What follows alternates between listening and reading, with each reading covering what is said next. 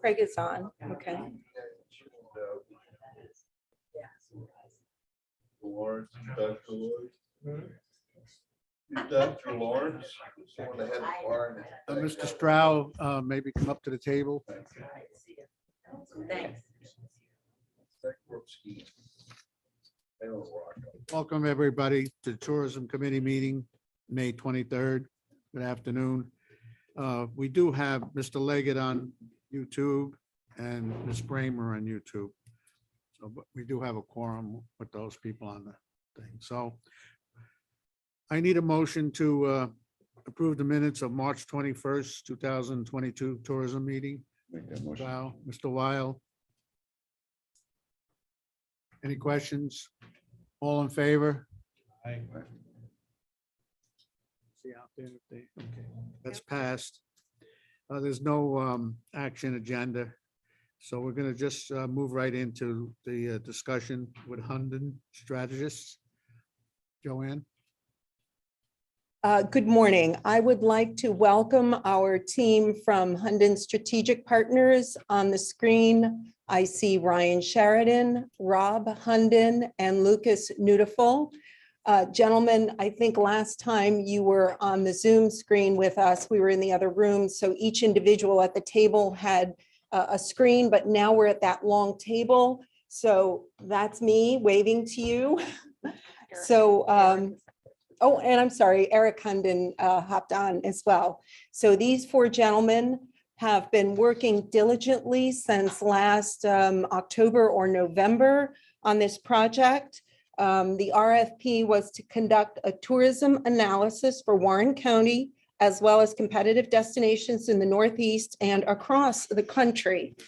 The members of the committee have, last Friday, I shared the presentation version of the final report, which was just over 100 slides. The complete research project is over 500 slides, and I am happy to share that with everyone as well. I did not print out copies for the committee. If you so desire one, let me know and I can print out a version for you. But I think that at this point, I will hand it over to the gentleman on the screen. They will click through their presentation and share their results with us. Thank you, gentlemen. Thank you, Joanne. And hopefully everybody can hear me okay. I'm at the big ICSC convention in Las Vegas. So I'm gonna sort of set the table here and then probably go on mute because I don't want to have too much extraneous noise. But we really appreciated the opportunity to work with you all. This has been a game changer of a study. I think hopefully it will be for you. It certainly has been for us because I don't think there's anybody doing this kind of work. I think we probably went a little bit beyond the scope of work and the call of duty. The entire documentation that you'll have as far as a draft today is 529 slides. We're going to go through about 1/5 of those today. So we've got a lot to get through. And so let's just get into it. So just basically how we're organizing today is we're starting off with why we were hired, right? That whole thing. And then getting right into that dashboard. And so I want to talk about that briefly before I turn it over to the guys. But then we're doing an overview of Warren County and how you track tourism and how we have now tracked your tourism. And then a high level on your competitive destination overview. And that's tracking everybody else. So in terms of, I think what you're trying to get out of this is you're trying to understand both how you're performing versus yourself in different time periods and how you're performing versus your peers. And, you know, on a quarterly basis and annual basis, did we have a better time? Are they trending higher than us? But also, what are some of the things that they do to help fill their gaps in tourism in terms of events? What do they do in terms of best practices in trying to support and enhance events and do things to fill those gap periods, those shoulder seasons and the mud months? So there's a lot under this scope, but the primary for me think the most important thing is it sets a baseline of data collection that helps you understand who's coming, who your visitors are, who's coming literally from where. We have all that. You're going to see some cool slides today on that. Like I said, there's 5 times more than that in the final document. And so you can go through it. It's super cool stuff. And we've gotten the technology to do things that we just haven't seen anybody be able to do before.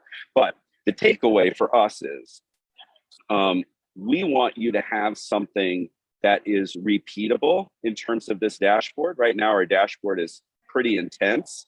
And I think we want to find a way with you all to simplify it so that it can be easily repeated on a quarterly or a semi-annual or annual basis.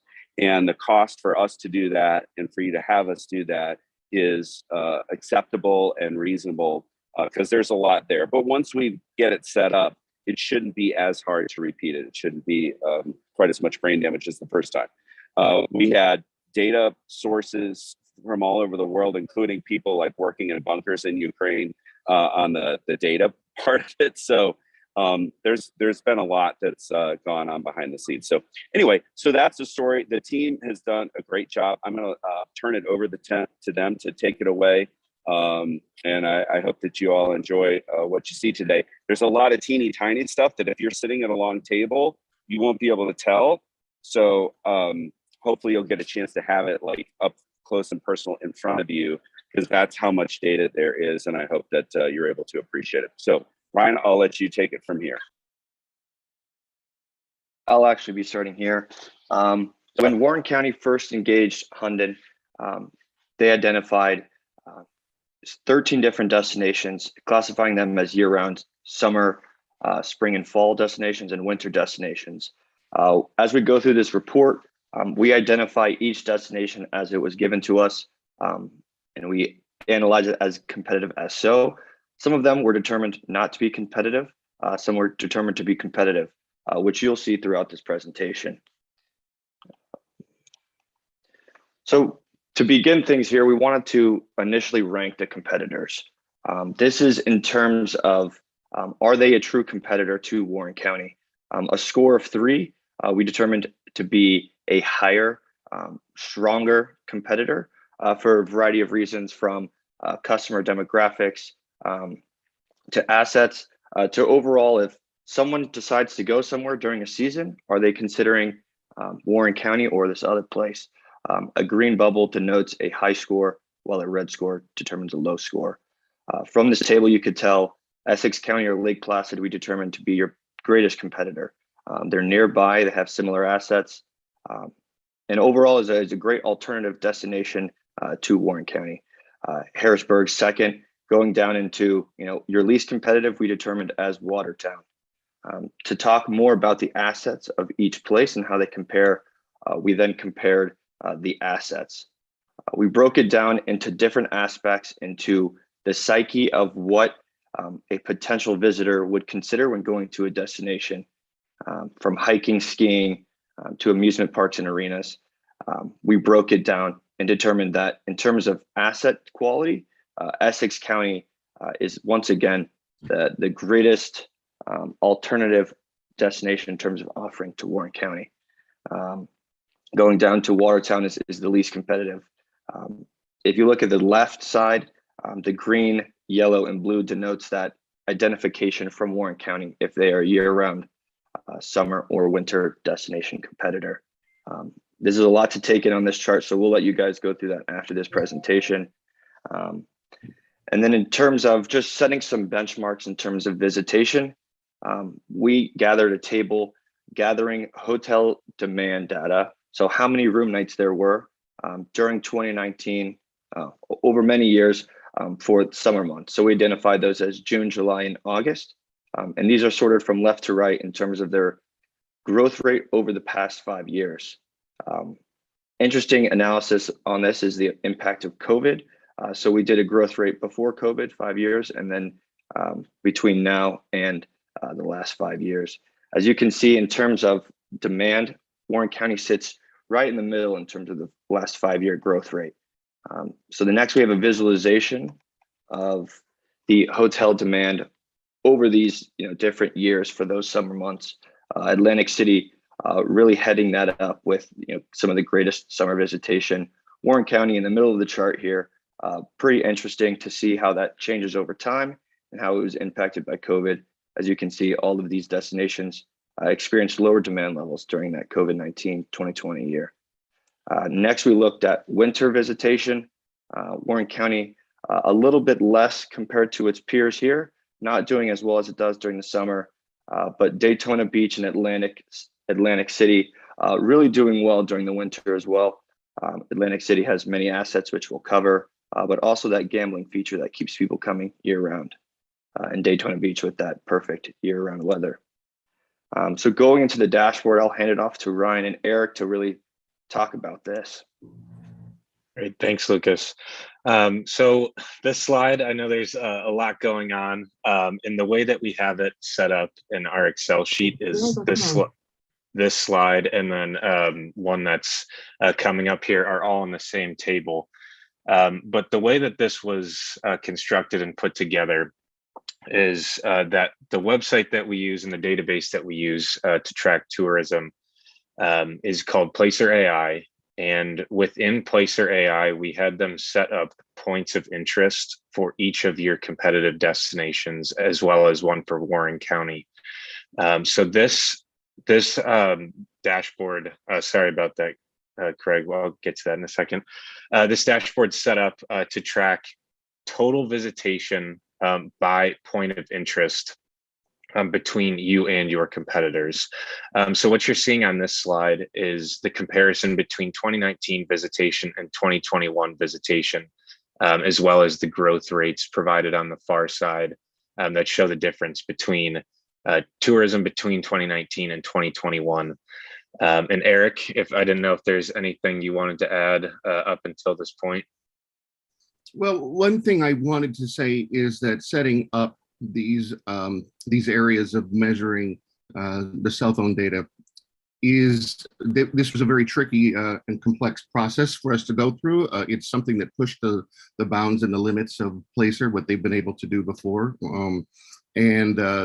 They were unleashing or releasing, I should say, some of these new features for us to use while we were doing the study. So there were some things that we were literally in the last just couple of weeks being allowed to use for the first time. One thing I wanted to mention, though, is that while they're able to look at and geofence these areas, they're still limited to 200 square miles. And so therefore, Warren County, for example, is almost 900 square miles. So what we did is we created these gerrymandered shapes that took in all of the places that tourists go and left out the wooded areas that are not really very accessible, that are wilderness. And we did that in all of the, particularly in the rural counties and places like in upstate New York, whereas the areas that are in more populated areas, we were able to get a lot more of a condensed area, but they're not nearly as large. But what we did is we wanted to take in and measure the area that is the most directly affected by the tourism, the center of that tourism hub of each of these areas. So I just wanted to give you a background there. And also when you look at these numbers, there are, these numbers are estimates based on algorithms. And it's really important to know that they're not, yes, they're counting actual people and their movements through these different areas, but they, by their own admission, they tend to overestimate, and they overestimate pretty evenly across the board. So if one place is 50% overestimated, that means the rest of them probably are too. So you can use this as a comparative analysis. If you're twice as busy as somebody else, then that's going to be consistent across the board. So I wanted to let you know about those things right off the bat as you look at these numbers. We also only wanted to look at people coming from over 30 miles away and people staying at least 2 hours. And so we wanted to weed out the locals who just happen to be there, or people that are just driving through and, you know, they're not spending money as they go through. So that's what I really wanted to mention here. You can see by the green areas that those are the most visited, and the red areas by comparison are less so. And Warren County is just about in that, you know, upper 2/5. And that's based on the number of total visits. This arrangement would look a little bit different. This ranking would look a little different if you compared it at unique visitors. So that's the main thing I wanted to point out. And then this is really a visual of the last slide, which shows you over the last 3 years, red on each of these charts. So the reason this is broken into 3 charts, it's actually all the same time period. It's just that with 13 competitive sets, it would be a mess to look at if you had to look at all of those colored lines all in one place. So they've been broken into 3 different sets with about 5 or 6 in each, and Warren County is the red in each one of them. So in the top 2, Warren County is generally the top, you know, compared to Hampton Beach and Woodstock and Rutland and Stowe on the very top one there. And then, you know, the middle one mostly has New York State destinations. And then the lower one, you can see the red line is not nearly as high up, and that's because Cape Cod, which has the highest visitation in some ways of, well, everything up in the Northeast, along with Atlantic City and Hershey. And then Daytona Beach, which is the outlier here, it also does very well, and they peak at different times for different reasons. But this is a great visual for you to take a look at when you want to go back. And you can see also there in New Year's Day and then in February, there are these peak ski season times that the mountainous areas really do well. But you can also see the effects of COVID-19 there. I think you can move on, Ryan. This is the second section of that first table that you were looking at. Again, it compares each of the 13 destinations to Warren County. And this really kind of gets into the nitty-gritty of the seasonal visitation. We compare summer, which is 107 days, to winter, which we wanted to keep at the same length, just for an apples to apples comparison. So that's 107 days as well.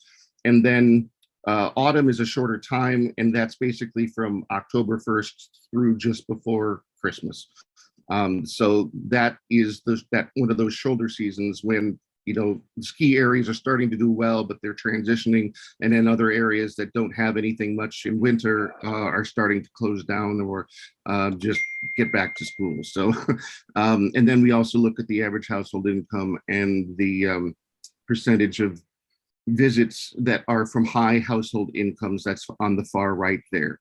And I would say that, you know, the ski areas in Rutland and Stowe do very, very well. Cape Cod does very well in that regard.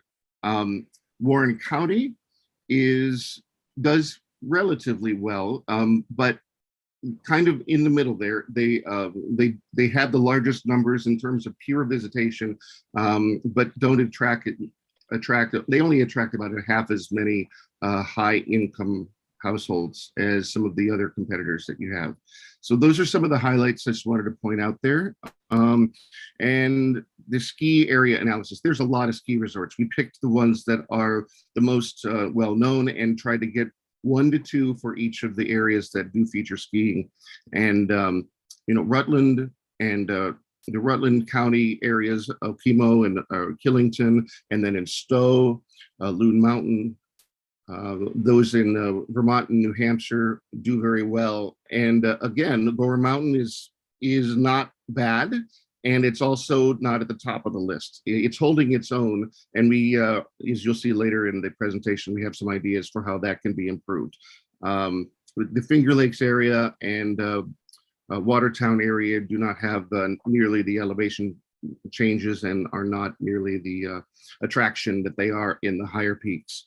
But that's kind of a rundown there of what, and then we did the same thing then for comparison between 2021 and 2019 and the household incomes. Overall, this is really tough to see. This is not going to make sense to you, as you can barely see this on the slide. But what we've done is look at all the different hubs for each of these destinations, and we just did a comparison. We really focused on Warren County, but we tried to get the largest hubs of each of these areas. The Finger Lakes has the second most number of hubs, and that is a huge area, and they don't have a single area, a single hub or town like Lake George is in Warren County. So that's not a centralized area, a destination, as most of these others are. But that was just a really detailed look at what are the driving areas, the driving hubs of each of those areas. And then within Warren County, we broke down Warren County into these different areas to see where people are going and how they're improving. The Gore Mountain area actually showed quite an increase. And the highest incomes actually go to the Bolton Landing area. So these are, and actually, Ryan, chime in here too if there's anything you can see that you want to point out. But these are the 10 or so areas that we delineated within Warren County just for a comparison to see what's driving visitation within the county.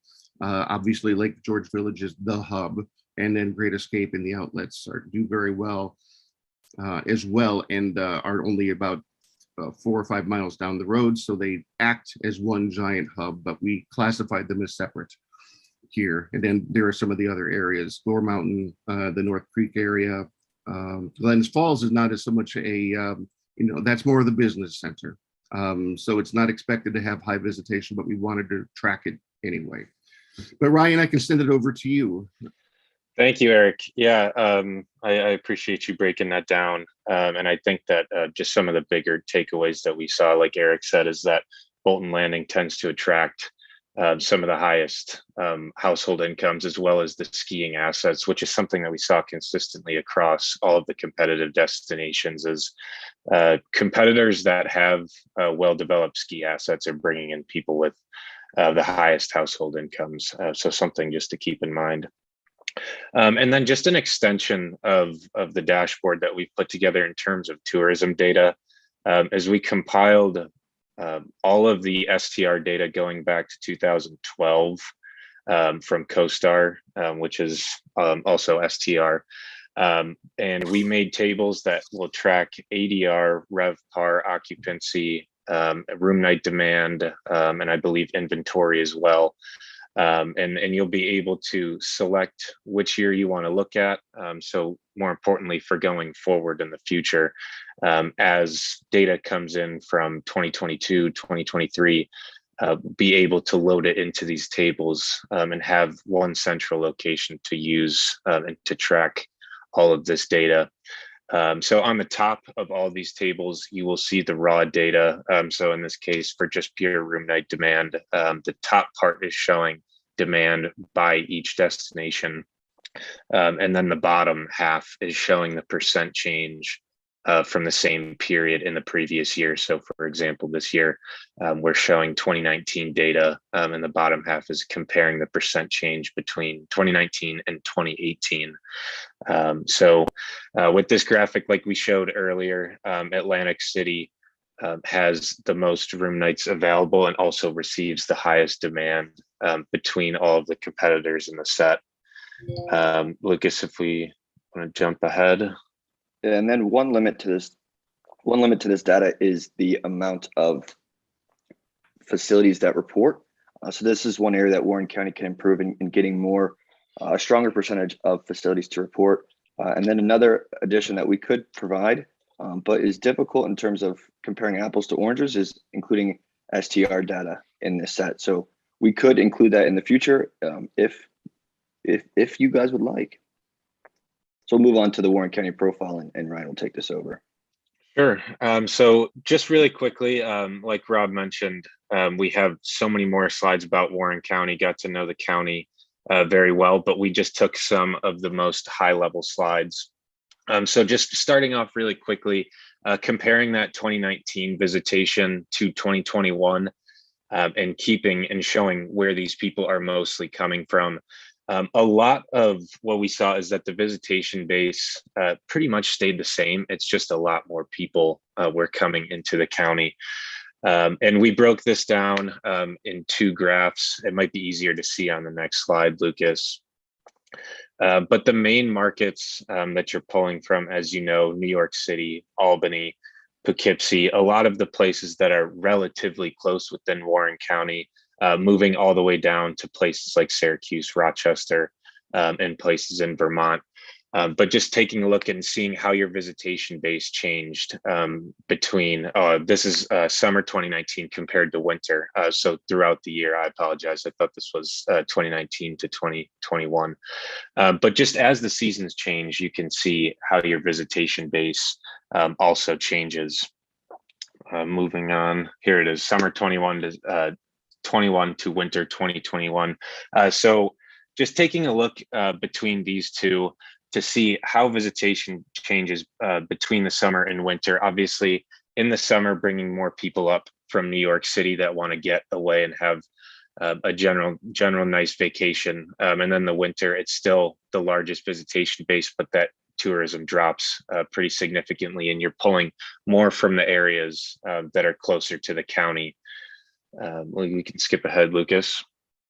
And then taking a glance at total visitation between 2017 to 2021.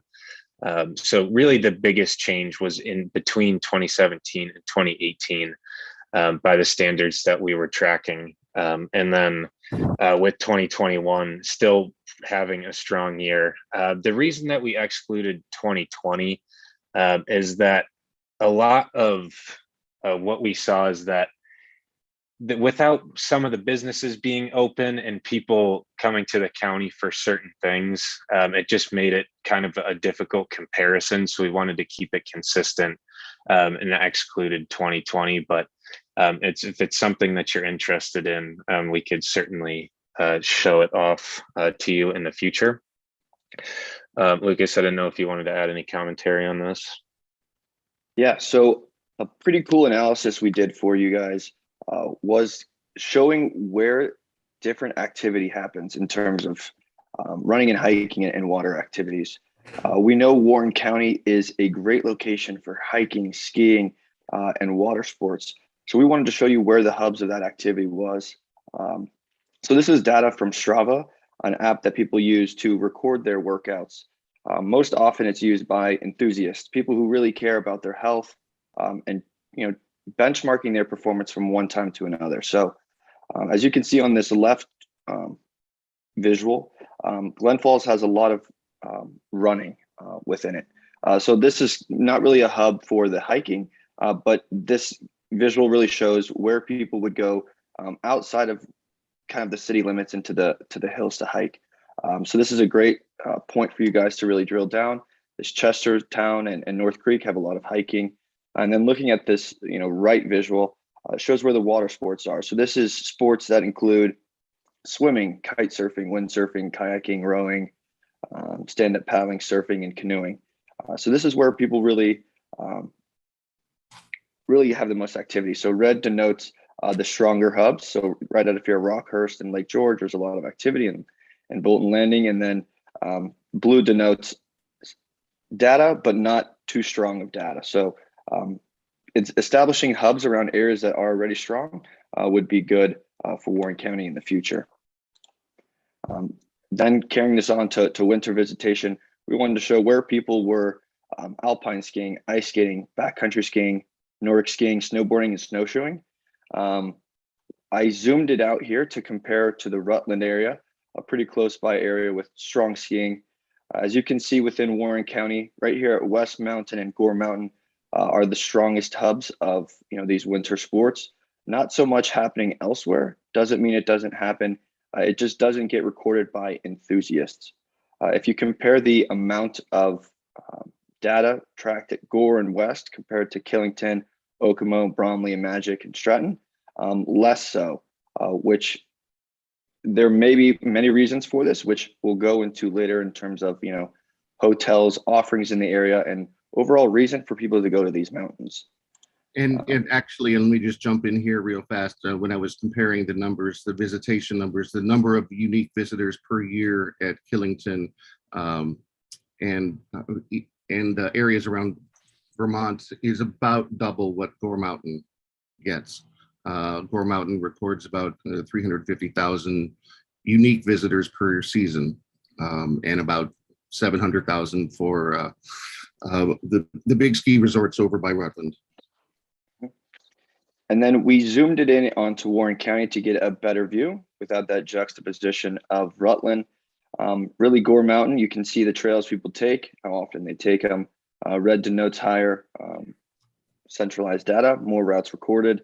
And there's also some areas over here, as well as then when you zoom into the Queensbury area and Glens Falls, West Mountain data track there, some Nordic skiing over here, and by this Queensbury School District with all the fields, some other data recorded.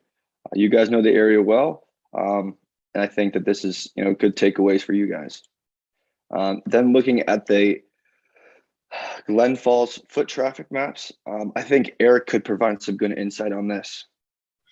I wanted to let you know that we have pretty much for each one of these districts that we have, these destinations, there's at least one of these comparisons of summer to winter pedestrian foot traffic heat maps. It just shows where visitors are going. Once again, we try to keep it only to visitors and not so much locals, but sometimes the locals get mixed in there with the data. But this is for the size of Glen Falls, in particular, the area that people go for just strolling and shopping at the boutiques and restaurants is actually quite small. It's only about a 3-block long area, and then the area it stretches over to the river and to where the arena is, and that's definitely a big pull for the area. But it's not a tourism destination for the most part, and it's not seen as such. You'll be seeing more of these heat maps throughout. There's a lot bigger difference between summer and winter, as you'll see in the Lake George and the Outlet Mall area, Great Escape.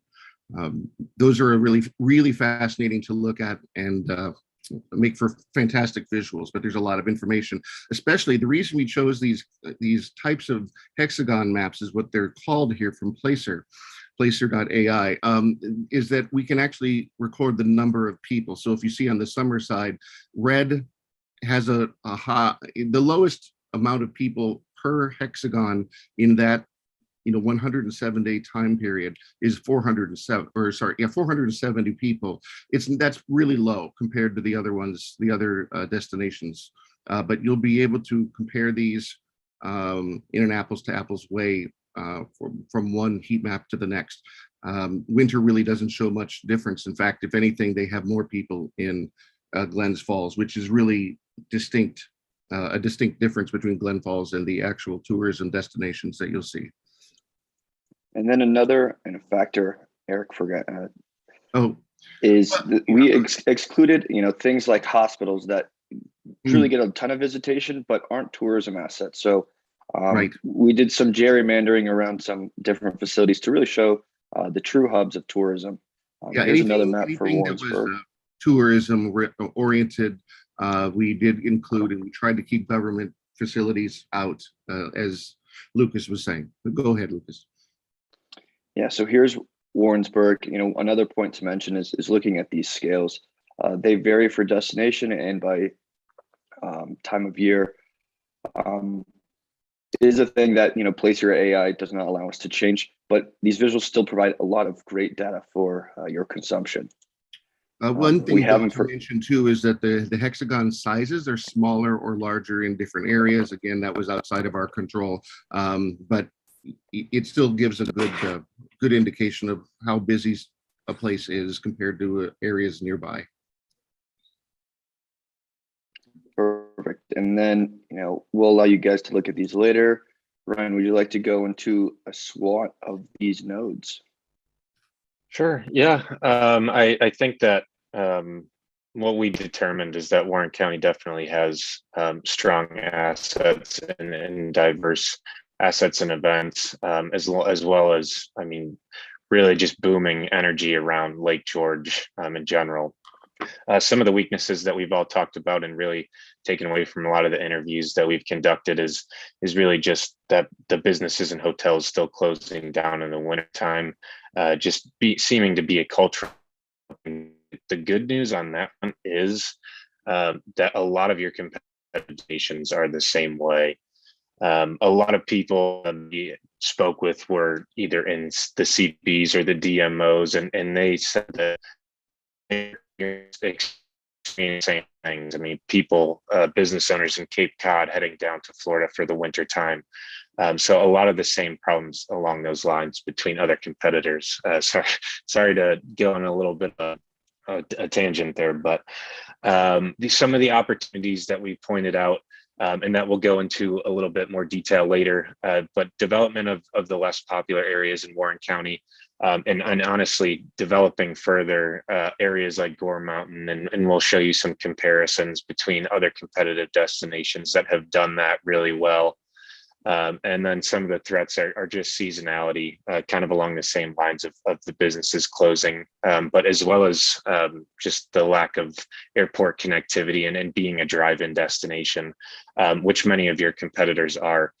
But in all, definitely a strong mix of diverse assets that work very well in the spring, summer, and fall, that just tend to drop off really in the March and November periods, especially. But a lot of events going on. I mean, Joanne and I spoke multiple times about ice castles and what that has done, which we go into a little bit of depth on in the full presentation, but very strong event schedule throughout the year. So something that I just wanted to hit on before we move on. Lucas, I wasn't sure if there's anything else on Warren County before. Yeah, so I wanted just to connect and draw a line between one of these weaknesses and opportunities. As we spoke with representatives of ice castles, attendees, the people who run it, DVB, this year when ice castles opened, it kind of changed the narrative in terms of businesses and hotels closing during the winter time. More hotels, more shops were open than usual because of this, event-driven tourism. So this is another opportunity to change the culture within Warren County, to maybe keep these businesses and hotels open for longer. Give people a reason to come, and then give people a reason to open their shops, and it's a great opportunity. So going into sports tourism, I know we had a question in the chat. I'll let Ryan take this one over. Sure. And one of the areas that we identified and we wanted to bring up is sports tourism, because a lot of your competitors in their downtimes, which was mainly the winter, since a lot of them are in the Northeast, a lot of them turn to either sports tourism with youth sports or conventions and meetings, and bringing in large crowds. So with youth sports, bringing in tournaments to the area that would bring people in on the weekend, and then obviously conventions, bringing people in for those meetings and events to fill hotel rooms in the winter. So what we did is we took a look at the sports facilities, the most popular ones that are within the county, and I worked with Gina Mincer on this. But we had discussions about the Dome in Queensbury, the Cool Insuring Arena, and then some of the smaller rec facilities and fields around the county. And Lucas, if you want to jump ahead, we can get into the interview feedback that I had with Gina.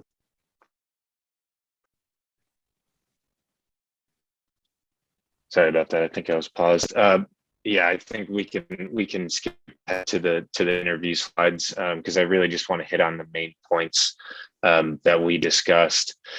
And we talked about how there really isn't ample supply for currently to fulfill and really sustain and hit the full potential for bringing in tournaments to the area. Can you go back a slide, Lucas? Sorry, Matt. Thank you. About that. No, it's all good. We had conversations about the potential to maybe buy what eventually turned into the boat show house and develop that into more ice sheets to bring more hockey tourism into the county. Ultimately, it fell through. But a lot of the things that she was saying is that you don't have enough sport courts that will help draw in basketball and volleyball tournaments in the winter. The capacity at the dome is typically 100% full, and it's not able to hold any more tournaments, leading to lost business and an overflow that should be facilities. And really, Gina was mentioning that they haven't had time to look into ways to fix this, but sports tourism, like I mentioned, is what a lot of your competitors do to really fill and become a year-round destination. And it certainly is an opportunity for Warren County. I think that Lake Placid is certainly one of the top youth sport destinations and hockey destinations. Honestly, within the country, have some data to show what they do. But youth sports certainly is an opportunity, especially with those basketball and volleyball tournaments with more sport courts. And then on the next slide, we spoke with some of the local hockey organizations that mentioned that it really is a pain for them too, because there's a shortage of ice within the county, leading to them driving to a lot of places all the way out to Buffalo, Rochester, places that have a strong mix of assets that can accommodate large hockey tournaments.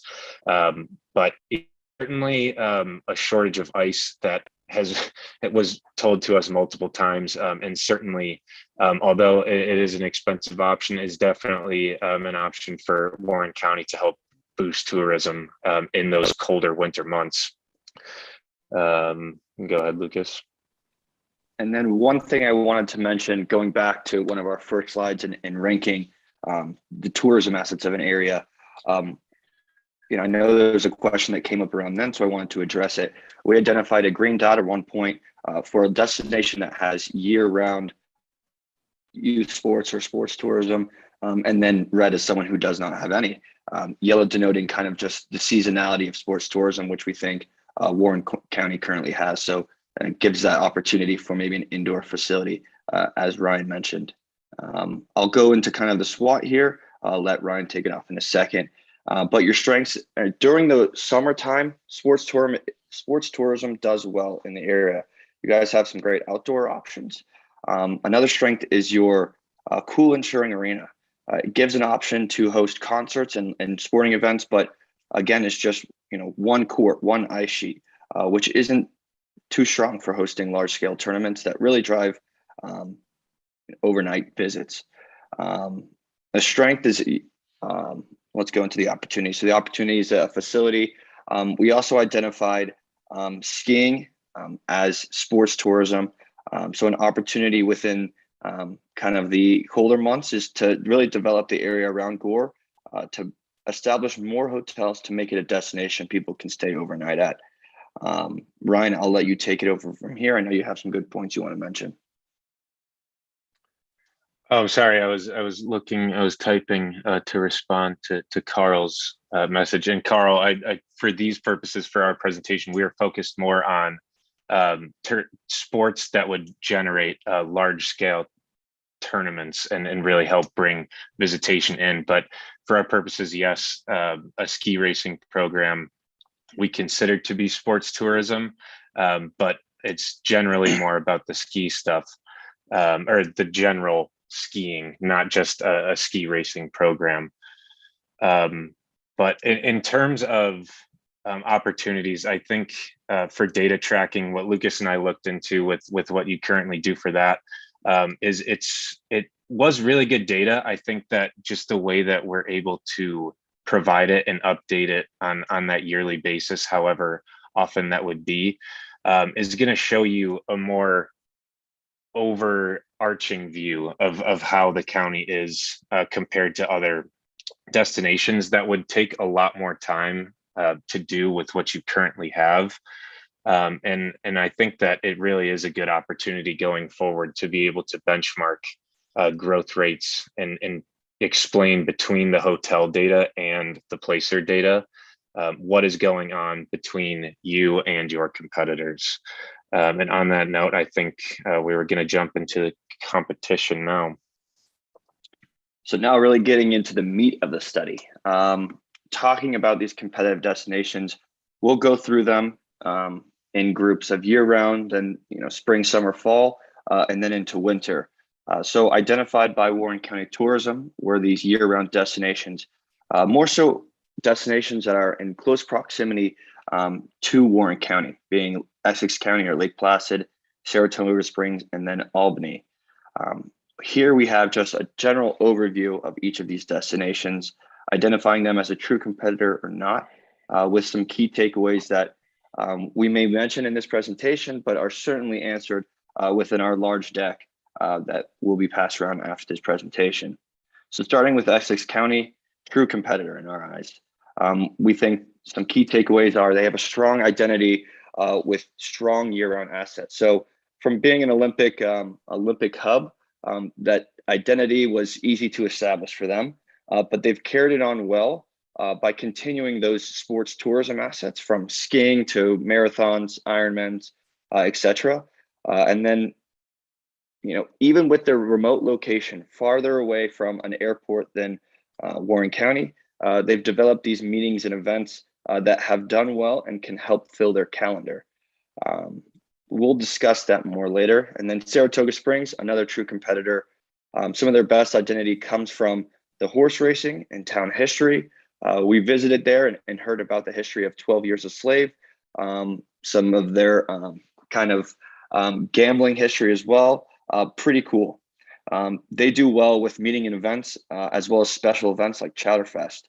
These have really helped them fill their calendar, even when horses aren't racing and people aren't swimming in their lakes. Next, we have Albany. You may know it's the state capital, but being a state capital provides them a pretty strong advantage in hosting state meetings, hosting high school events, and we think their best practice is meeting events, but not really a true competitor that people would consider going to over Warren County. It's kind of, you have to go there, so you go there. For each of these different groupings that we did, we established one type of asset to compare against Warren County. For year-round destinations, we decided to do arenas because you can do events during the summer and winter. So of all the destinations, we identified 6 with relevant arenas that compare to Warren County's Cool and Sharing Arena. These are in Atlantic City, Hershey, Albany, Lake Placid, and Daytona Beach. And next, we'll show you some visitation data on them. So on this slide, we have the gray or darker ones are indoor facilities. The white ones are outdoor facilities.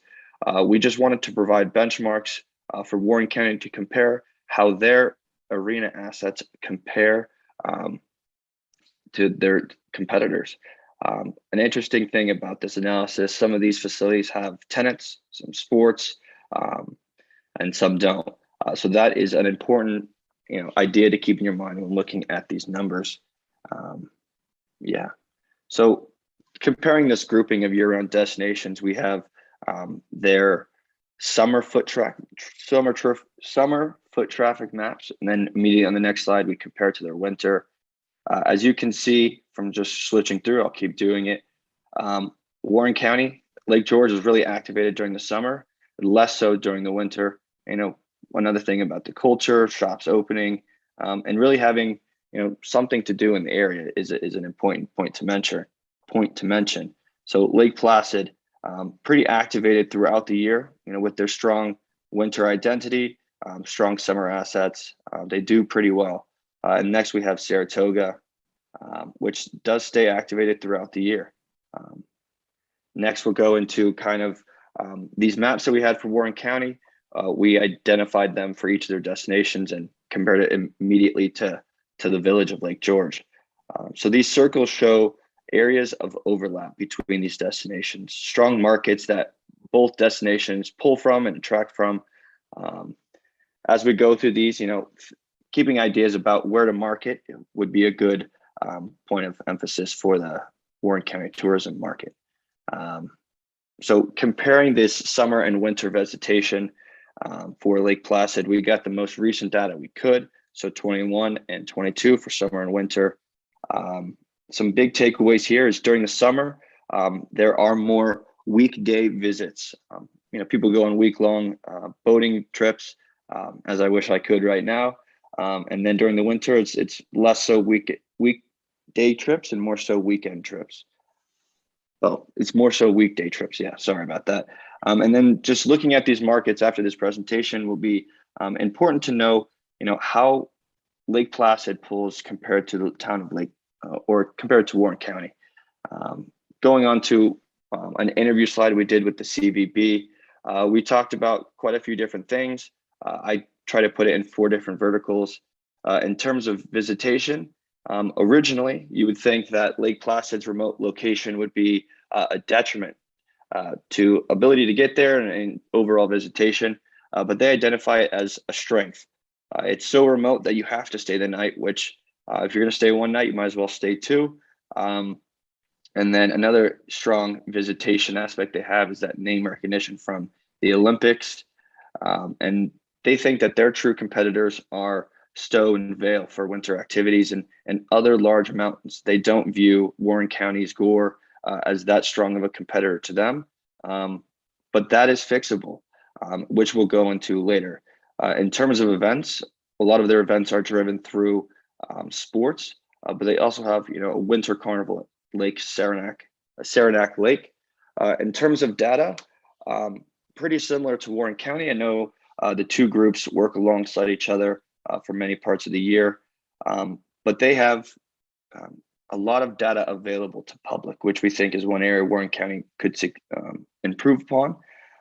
And some of these data points help them make decisions on their return on investment for marketing. And then thoughts on Warren County. They believe that they face less seasonality because of the identity that they've established. And they think that access to winter and summer activities through their main village is a strength of theirs compared to Warren County, with that large white face nearby, with easy travel between the 2. So in terms of implications between Essex and Hamilton, Hamilton, not so much of a competitor. It doesn't have the high levels of visitation that Essex and Warren County gather, but they are very true competitors because of assets, location, and identity. So going on to Saratoga Springs, I'll give it out to Ryan. Thanks, Lucas. Again, showing the maps of heavy concentrations of market overlap. And Lucas brought up a good point of thinking about marketing efforts in these areas, and especially between Saratoga and Essex County with Warren County, pulling from a lot of the same areas. So Western New York, kind of along the Pennsylvania and New York border, and then New York City, and then in some of the larger cities between Connecticut and Massachusetts, and then obviously the Boston area is showing as one of the largest markets that they pull from. And then taking a look, we just provided the summer and winter visitation as well. In the winter, it's much more concentrated around the more local markets in New York. But interestingly for Saratoga, their city center has really changed the game for them and been able to sustain winter tourism and fill room nights in the winter with that large convention space. And we spoke with some of the representatives from there, and they said that has really changed the game for them in terms of that winter tourism, and they've really developed an asset calendar or at special events off of the visitation that comes in the winter time. And another thing that they really have going for them is how well they've developed Broadway, which really encourages that walkable feeling. They said that one of the things that they do really well is that once you park your car in Saratoga, if you're staying in one of the hotels that's on Broadway, you really don't have to drive around while you're in the area, especially for a convention or a meeting. You go to the city center, and then you can really just walk between everywhere. A lot of really nice retailers, restaurants that keep people in that downtown core. Moving on. Yeah, like I mentioned, their event schedule, their Chowder Fest is a huge hit, and draws quite a few people to their downtown, and they shut the street down and everything, and they do a really good job of including businesses from the area in on it. And then another thing that I just thought was interesting is that they provide incentives for new programs that are coming into the area for meetings and conventions. And it really goes a long way for them because a lot of that is put back into food and entertainment expenses for a lot of the local businesses. So something that I thought was pretty interesting there. In terms of what they do best, Lucas hit on it a little bit before, but they have a strong identity, a lot of culture going back to how Saratoga Springs was established by people coming up from New York. But that downtown core and the city center are really what puts them over the top and really becoming a more 365 destination. And then in terms of Albany, we didn't consider them to be too great of a competitor. Something that I thought was pretty interesting is when I was interviewing a man in their tourism office. He said that the pandemic really forced them to take a step back and think about what their tourism is, because he said, quite frankly, we don't have much tourism outside of what we generate for conventions from it just being the state capital. So they do bring in a lot of people from New York City, all around New York State, and then even Boston and Connecticut and Massachusetts. But he said that a very small percentage of this is for leisure and tourism travel. And it makes it hard to compare Albany to Warren County because of the difference in assets. A lot of their strongest assets are convention centers and arenas such as MVP Arena and their performing arts centers. So people are definitely going to Albany for different reasons from why they would go to Warren County. So we didn't consider it to be a strong competitor for the purposes of this analysis. They do have a good sports market, which we will go into a little bit later. It might even be now. But Lucas, you can skip ahead. We covered what they do best, just being a state capital and having those assets. We will go into their sports tourism in a bit. I thought it was right after that. I apologize, but we'll certainly hit on that. So then I'll take over from here. Once again, with the identified spring, summer, and fall competitive destinations from Warren County Tourism, we covered Hershey, Finger Lakes, Cape Cod, Hampton Beach, and Atlantic City. So going into an overview of all of them, Hershey, true competitor. Hershey Park is the main attraction here, is the thesis of all of their marketing efforts. And they benefit from having the park do their own marketing as well. So they face a little bit of an advantage here. Hershey is next to Harrisburg, one market essentially. So their state capital drives conventions and a lot of events similar to the idea of Albany. Their best practices are within amusement, entertainment, meetings, and events as well. Finger Lakes, another true competitor. Multiple lake towns, just like Village of Lake George and Bolton, but with minimal hotel visitation, as well as they have exploding winery visitation. You know, an asset that Warren County could look into, does currently have, but Finger Lakes is seeing some success in that area. Cape Cod, another true competitor, a beach destination, so different in the psyche of a visitor, going between a beach and a lake, but both large bodies of water commence almost similar activities. And then their baseball tourism. Cape Cod League is world renowned. Everyone that knows baseball knows about it, and it's, you know, helps them really establish a large amount of tourism during the summer. Atlantic City, another true competitor in our mind, but with a different culture and attracting a different type of consumer. So this gambling, you know, definitely attracts an older crowd and smaller groups, less family oriented than Warren County. Their best practices are within gaming and meetings and events. And then Hampton Beach, we determined them to not be a true competitor. They have strong summer visitation, but in the winter, it's a barren land. Another beach town, so different in terms of the eyes of the consumer. But they do have a large number of special events on their beach that drives that summer visitation.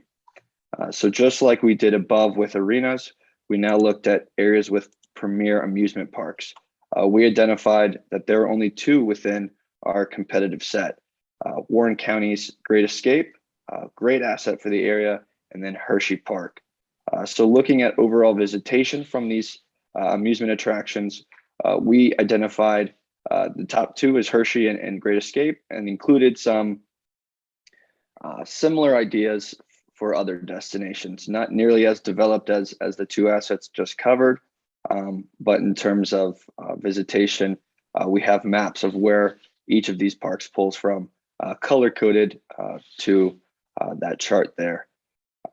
This will be great for your consumption later. In terms of visitation, some good overlapping markets. Hershey more southern than Lake George, and definitely pulls from a wider region to the south than Lake George and Warren County do currently. So implications for Hershey, we think that Hunden believes that they leverage their strongest asset very well. That is Hershey Park. Hershey Park really drives most of the visitation throughout the summer.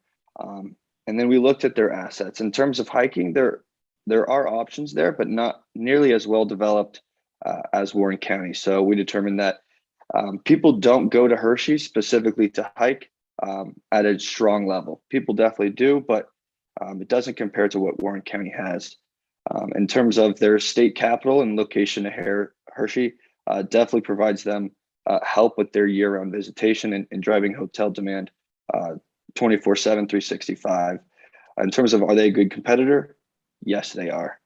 Both are family destinations, both experience a lot of drive-in visitation from similar markets. Looking at Finger Lakes, Ryan's our in-house expert from Rochester, New York, so I'll let him take this over. Sure. We took a look at Penn Yan. Obviously, there's many counties that are spread out across the Finger Lakes, but we just use Penn Yan as a destination to look at where their visitation base is coming from. And what the Finger Lakes really benefits from is being located along 90. So they're pulling Interstate 90. Sorry, they're pulling from Syracuse, Rochester, and even Buffalo that are really close and easily accessible to the north, and then to the south, they're pulling from places along that New York and Pennsylvania border. Not really getting too much from the New York City area, but Lucas hit on it a little bit earlier. The wineries are doing phenomenal for them. Lake George, we compared the visitation to the Adirondack, or the winery in Lake George, and it has a stronger visitation, but the Finger Lakes just has so many established all along the region that it makes it easy for people to hit one to the other and do multiple within a day and really travel around all the different counties that make up the Finger Lakes. It's also really emerged as a great wedding destination. It not so much for conferences or conventions or anything. There really isn't anything along those lines that helps it, but certainly for weddings. It's tough to really gather central data on them. And I reached out to some people that manage the Visit Finger Lakes website, but since it's spread out among so many counties, it was tough to really track down and interview people to talk more about it. But in terms of competition with Warren County, it's an alternative option for other people in Western New York, in New York in general, but Warren County is pulling way more people from New York City. As you can see in the map on the slide before, Finger Lakes doesn't really draw too many people from that area. And Warren County is really killing them in that sense. But it's just a very wide destination spread out across those 14 counties, great for hiking, wineries, and weddings. But aside from that, Warren County's doing much better than Finger Lakes. And then moving on to Cape Cod. Cape Cod is certainly a very strong competitor to Warren County. Locationally, it's obviously much closer to Boston, so that's their largest visitation base, is the Boston area. But then competing for visitors in Massachusetts and Connecticut is something that we believe to be very interesting and a point of emphasis going forward. They are pulling people from your largest visitation base in New York City, but certainly more people from that area are heading up to Lake George as opposed to Cape Cod. If you want to go ahead, Lucas. So we spoke with the Chamber of Commerce in Cape Cod, and they gave us a breakdown of the area. But one thing that they said they do very well is they have developed towns all throughout the Cape, and people are really, they do their best to encourage people to explore different towns, which leads to repeat visitation in different parts of the Cape as a whole. And then in terms of the baseball league and sports tourism, they do have good assets that draw larger tournaments for hockey, basketball, and volleyball. But then they also do have the Cape Cod Baseball League, which really helps their summer tourism and is a very unique and really tough to recreate in any other destination. So Cape Cod is really doing very well. They track various things for tourism, and they're very open about the data that they have. So mainly they're looking at STR data as well as data to their airport or airport traffic, and then their social media reach, which we go into the full presentation. But Cape Cod is certainly one of the strongest competitors for Warren County in terms of that summer and winter visitation. And we have a ton of data included in the full presentation on Cape Cod because I call them the data capital of destinations because they offer so much on their website. So we were able to provide a lot for that. In terms of what Cape Cod does best, we kind of hit on it before. Lots of recreation options, golf courses, a lot of things that you'd like during the summertime for a beach destination, different markets. But in terms of why they're a good competitor, a family destination with outdoor activities, popular attractions, and a unique identity. Going into Atlantic City, we have that overlap map again.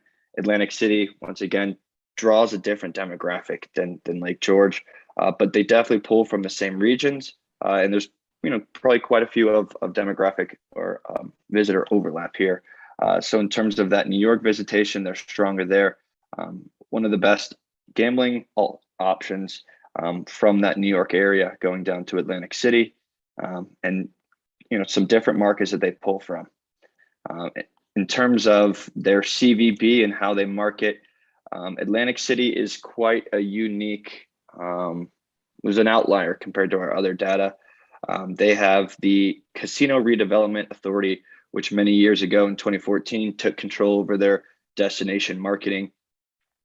As a result, gathering budget information from them was difficult because this authority, the CRDA, covers much more than just marketing. It covers, land rights, works with casinos, and then another area is their occupancy tax. They have a weird structure here in charging $2 per day for a hotel with gambling in it, $1 for other occupied rooms, which did make direct comparisons to Warren County difficult. Later in their presentation, we'll compare all these occupancy taxes from destinations, and we were unable to get that from Atlantic City. We reached out to speak with representatives of Atlantic City, and because of all the mingling between the CRDA and their Meet AC, we were unable to do that. They denied it at the end, which is unfortunate, but we did get some good data elsewhere.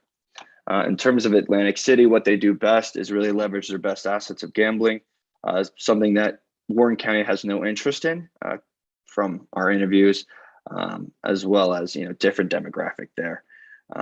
They're not a good competitor for that idea of gambling, but in terms of all their other tangibles of, having, a peer, their demographic areas that they pull from, or location, they are a competitor, but less so than I would say for something like Essex, where people go for hiking and the true assets that Warren County identifies themselves with. Next, we look at Hampton Beach, of another beach town in New Hampshire. Some markets that overlap, but nothing too intense. Every destination overlaps at some level, and we identified this as something that fits in that category.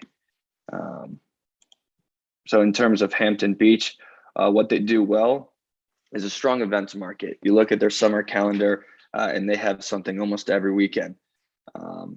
They do a good job at committing marketing resources just for the summer, but when we spoke with their CVP or their chamber, virtually nothing they commit to marketing during the winter.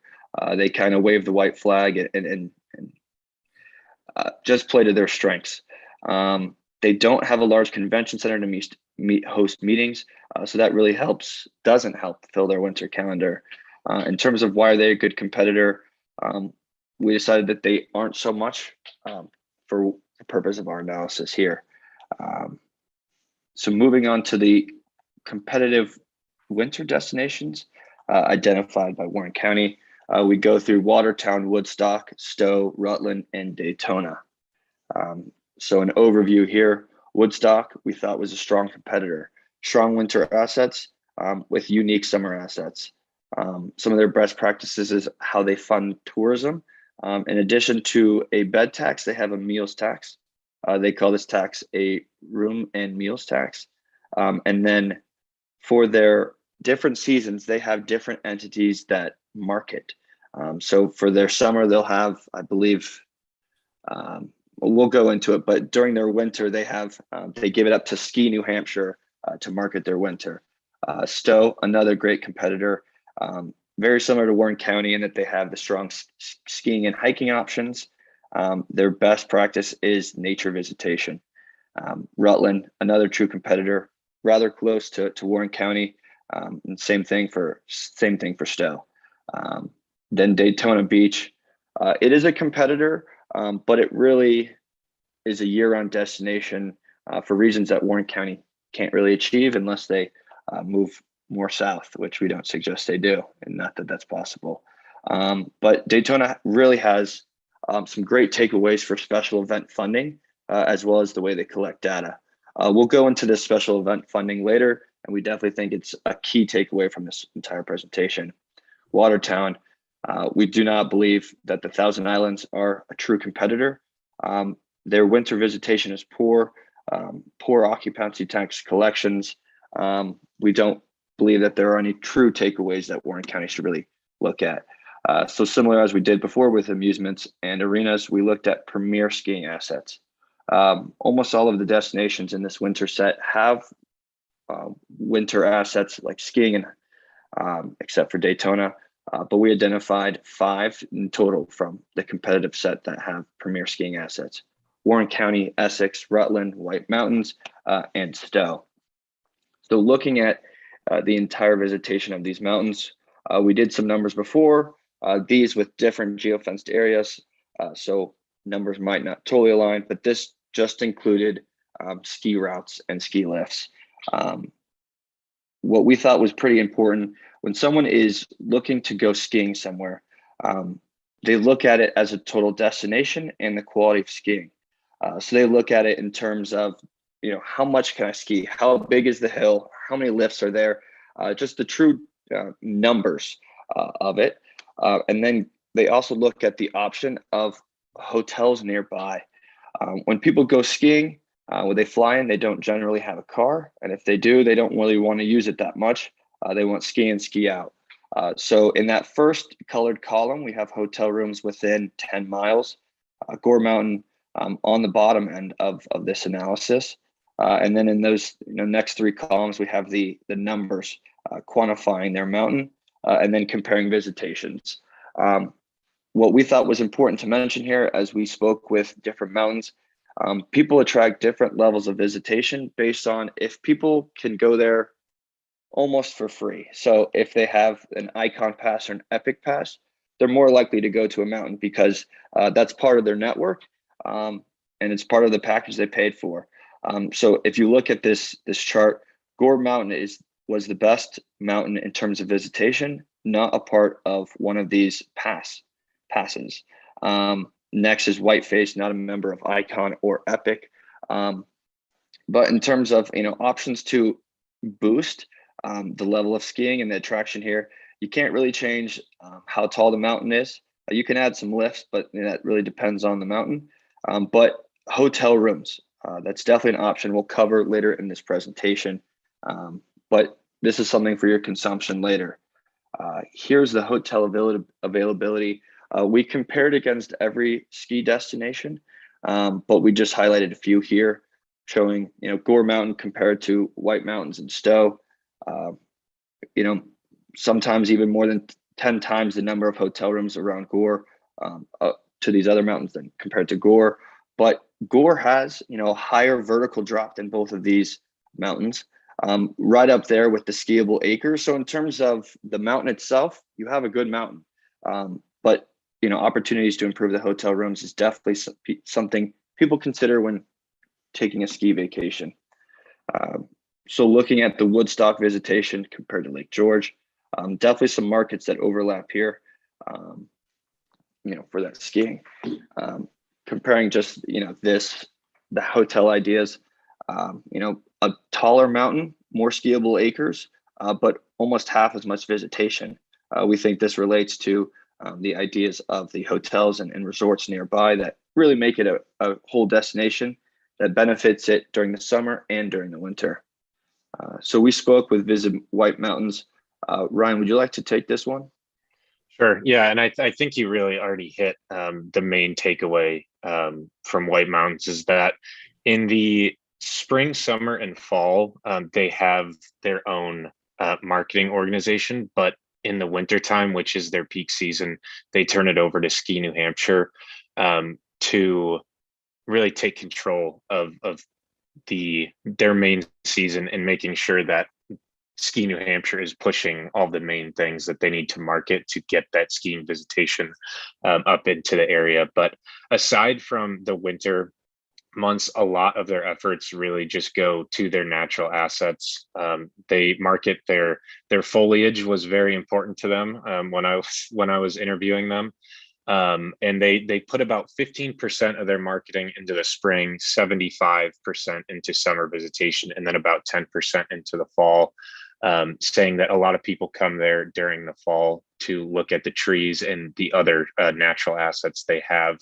But aside from that, they have a few amusement parks and some lakes that are pretty popular, but certainly a winter dominant location that does well in the wintertime.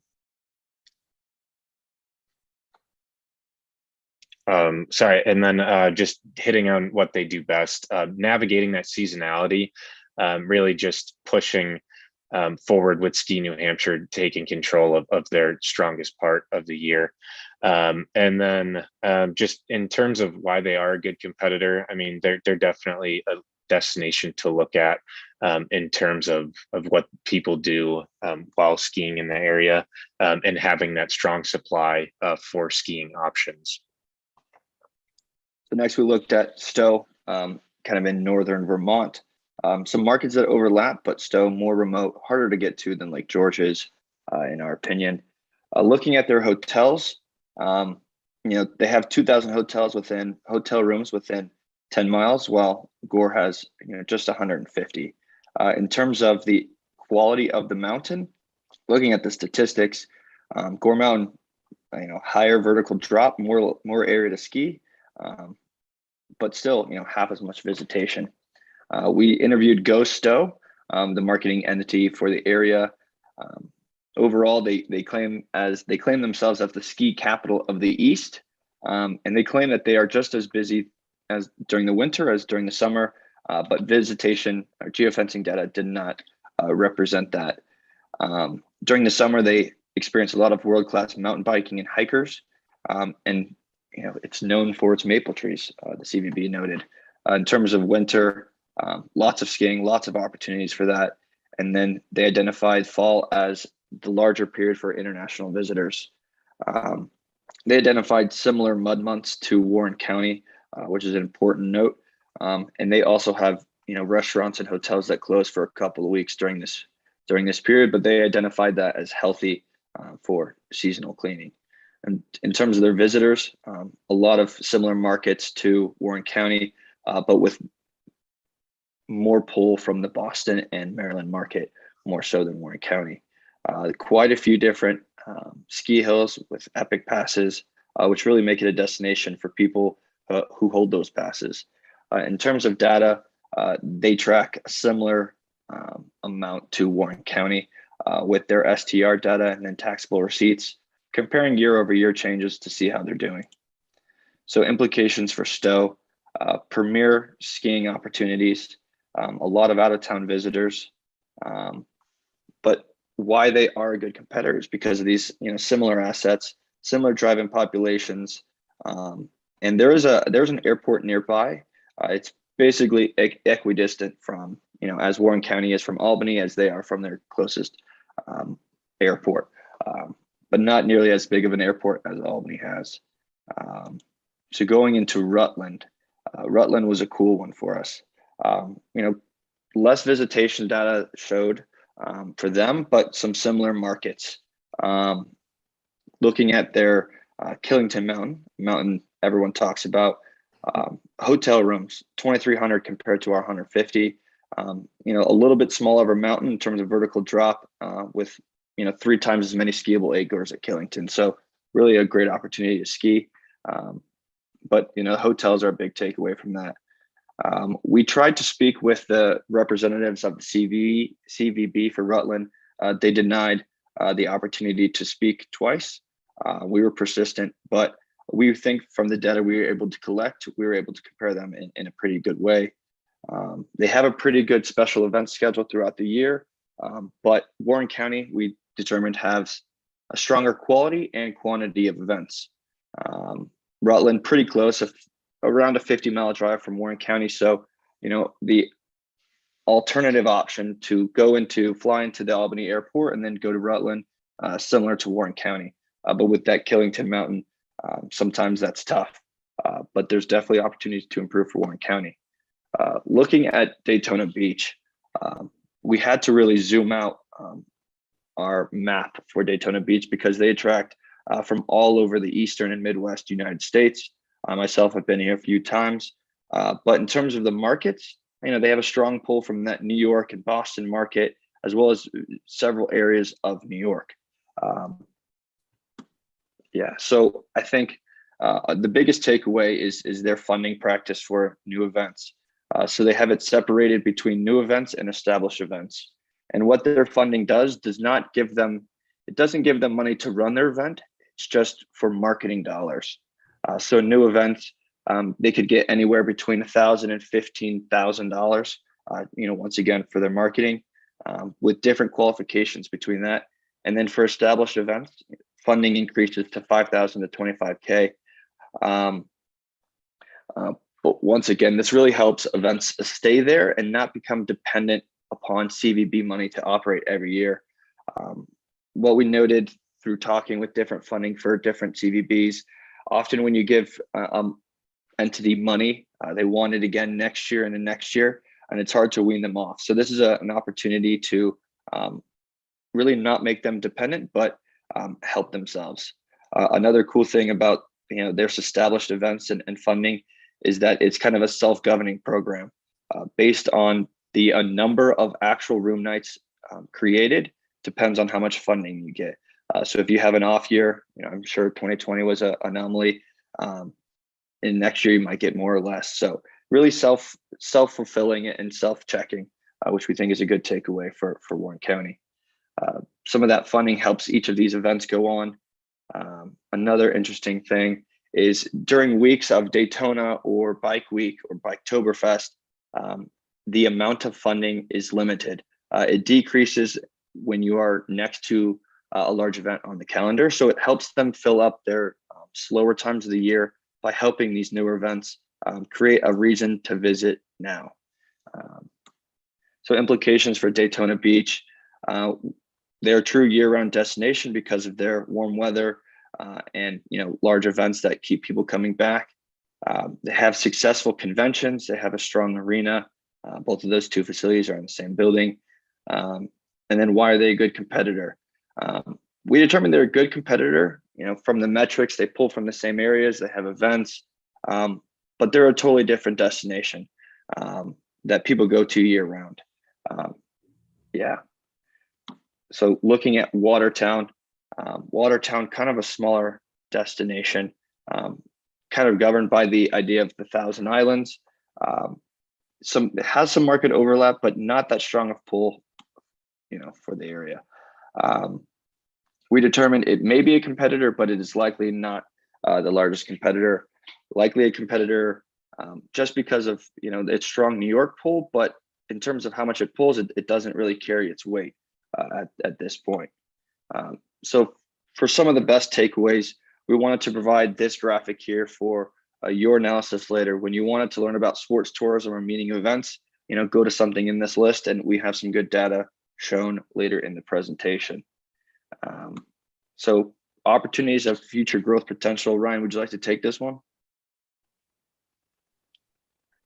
Sure. I think, as I mentioned earlier, taking a look at the sports tourism aspect that should be coming up here soon with some more maps showing some market overlap for sports tourism will help drive that home a little bit better. And then in terms of special events, I hit on it earlier with ice castles and what that did for the area.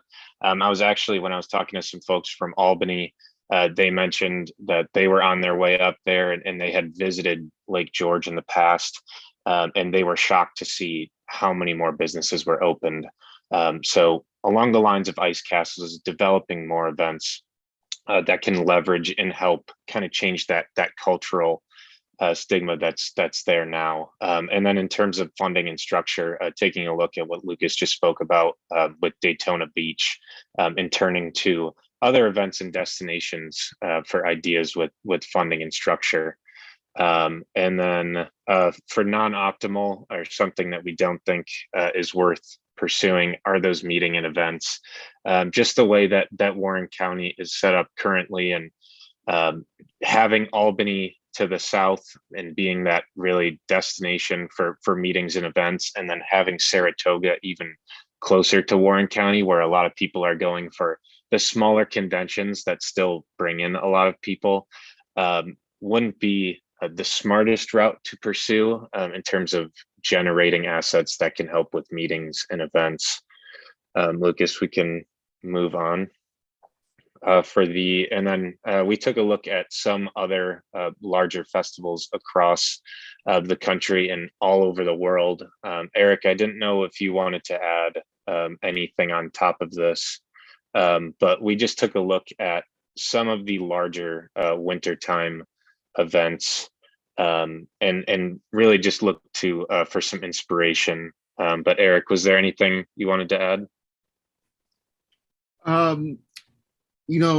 Mostly just that, in our travels, we've gone all over the country, and mountainous places are fantastic for winter and holiday celebrations, decking out their town with lights and doing all kinds of cold month celebrations and festivals. Sometimes they're indoors, sometimes they incorporate indoor and outdoors, and sometimes they're just wacky. Some of the ideas are just unique to themselves. And so a lot of it is just about creativity and getting behind the idea. This is just a tiny list, but we looked at places all over the country and even all over the world. But pictures say a lot. And when towns are decked out with lights, like you can see on the next pages here, it's transformative, and it gets people excited to come there, even though it's cold, and it warms their hearts. So there's a lot that can be done, and we have just too large of a list of places that we looked into to include here. You can see there, that's Leavenworth, Washington, which is one of the Northwest's favorite getaways during the Christmas season, and you can kind of see why there.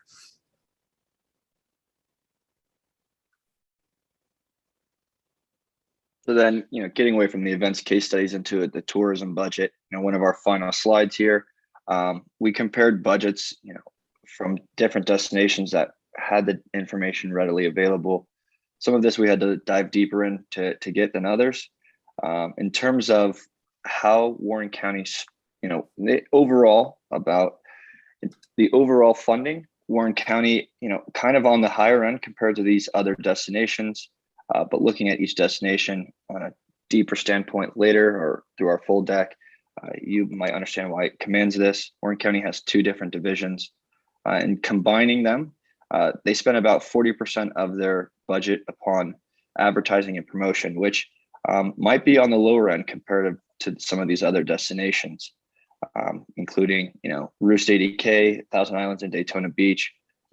But really comparing this to the size of budget is important. And then in terms of salaries, Warren County definitely on the lower end. So, that's not an issue here. Spending about 9% of their budget on salaries, definitely is lower than Roost 80K at 1.7 million, which is an important takeaway. We wanted to compare these budgets to the size of occupancy tax collections. Comparing year to year was difficult. So as you may note, the budget and the occupancy tax years are, slightly vary for some of them.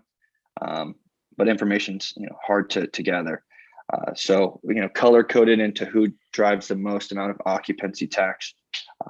Warren County getting less in their budget than they drive through these occupancy tax collections. Going on into comparing these on one chart to show where Warren County ranks. Warren County with the black bar, really on the lower end comparative to these other destinations. One takeaway here could be the amount of occupancy tax collected. Warren County currently at 4%, while Daytona Beach is at 6%, Woodstock at 7.75, and Essex County at 5%. Potentially raising this could increase the opportunity to have more funding and more options. We looked at the hotel demand as it changed by when the rate changed, and it doesn't make that big of a difference, our analysis shows. So this could be a potential opportunity for Warren County. I would like to say that these color codes right here are off. We will fix them before we send this final presentation, with the year-round competitors being green. So I think we're getting towards, we have one more slide and then we're done. We wanted to show just the overall availability of hotels in each market, to show how a market naturally looks towards its tourism, and kind of the demand it expects. Atlantic City, Cape Cod, and Daytona Beach have a sizable number of hotels comparative to these other locations.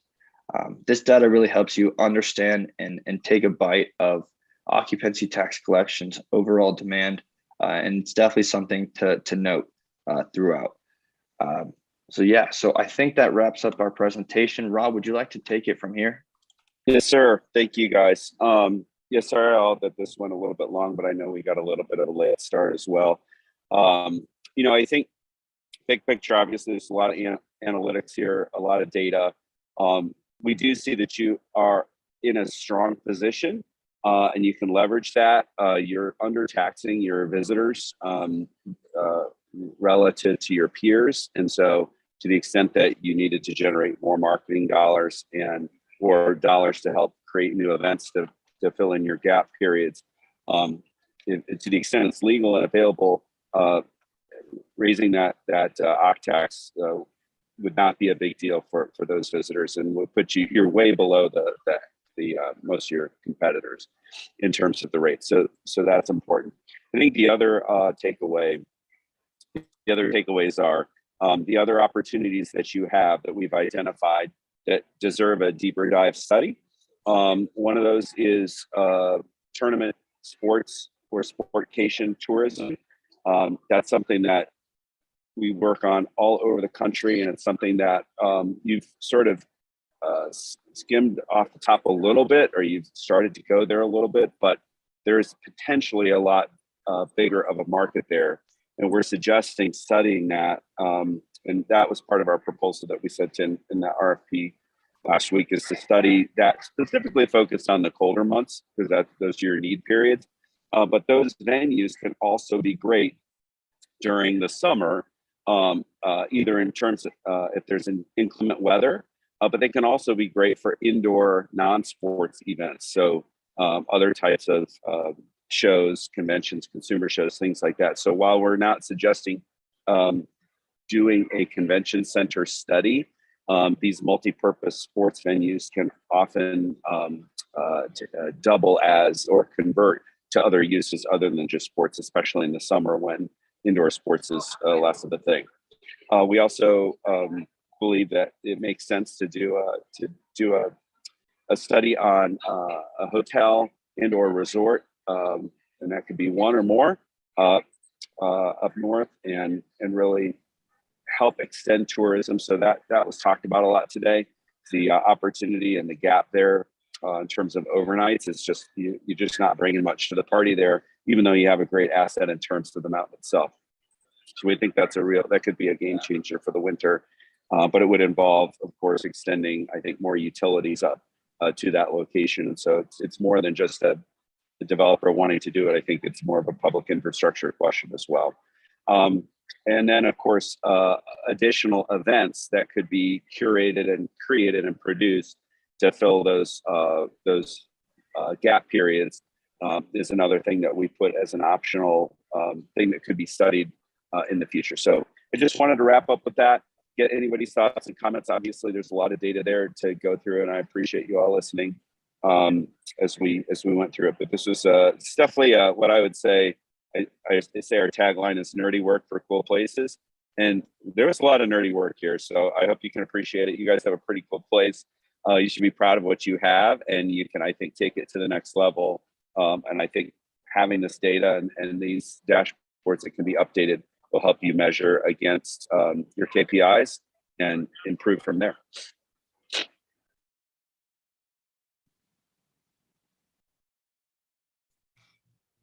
Wow, that was a lot of data. I think that would be an understatement. Great job. You put a lot of work into it. We're going to have to look at it and work with the business people and the rest of the tourism committee and see what moves we can make. And there are a handful of our business stakeholders that have joined us here today for the presentation. And I do think part of the intent of this was to be able to share this data with them. So I think we're just scratching the surface here in the hour or two that we've spent this afternoon, and a deep dive into that 500 or so slides is the next step. Any questions from the committee or the individuals? Great job. Yeah, I would just say it's a great job there, Mr. Chairman and Director Connolly. Done good to get them and have that report.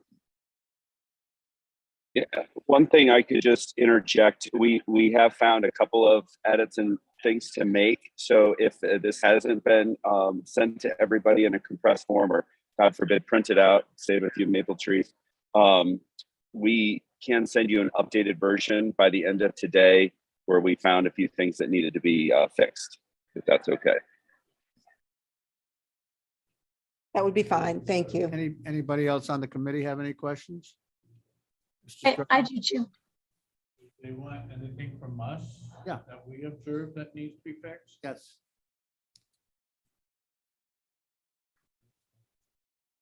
I'm sorry, I can't hear you. Queensbury. Okay. Action Vermont, not moving. Little things. Okay. I think they must have spotted some of them. They said they're going to update us a little.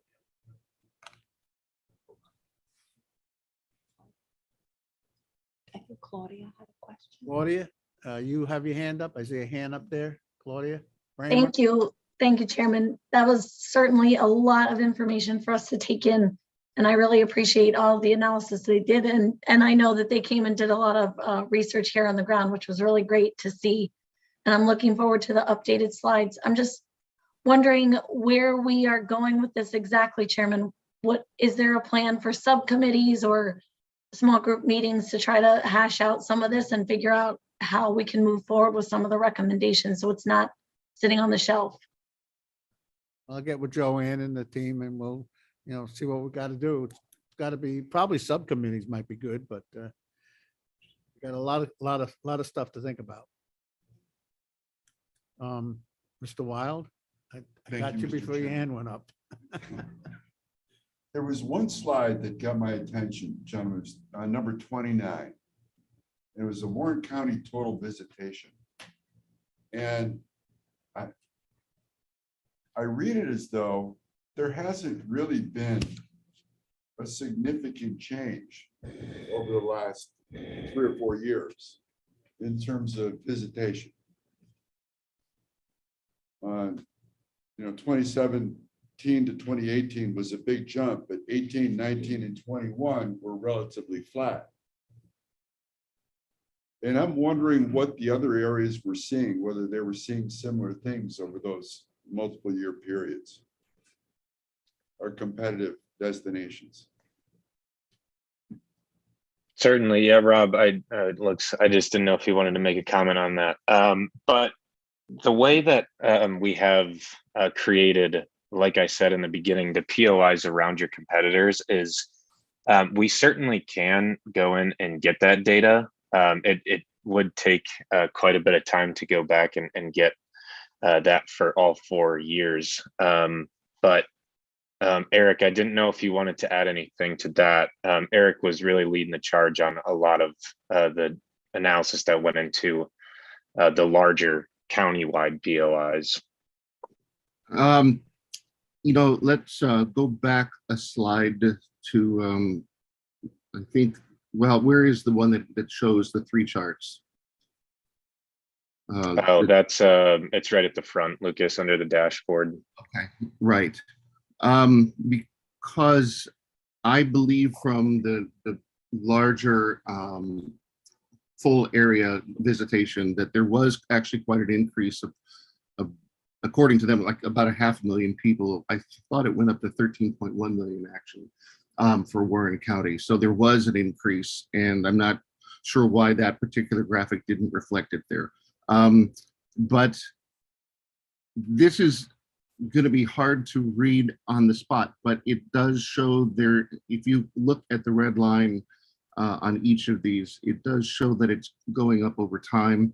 And let me look to see if I can, I don't know if I still have my giant table up anymore. I just closed it out.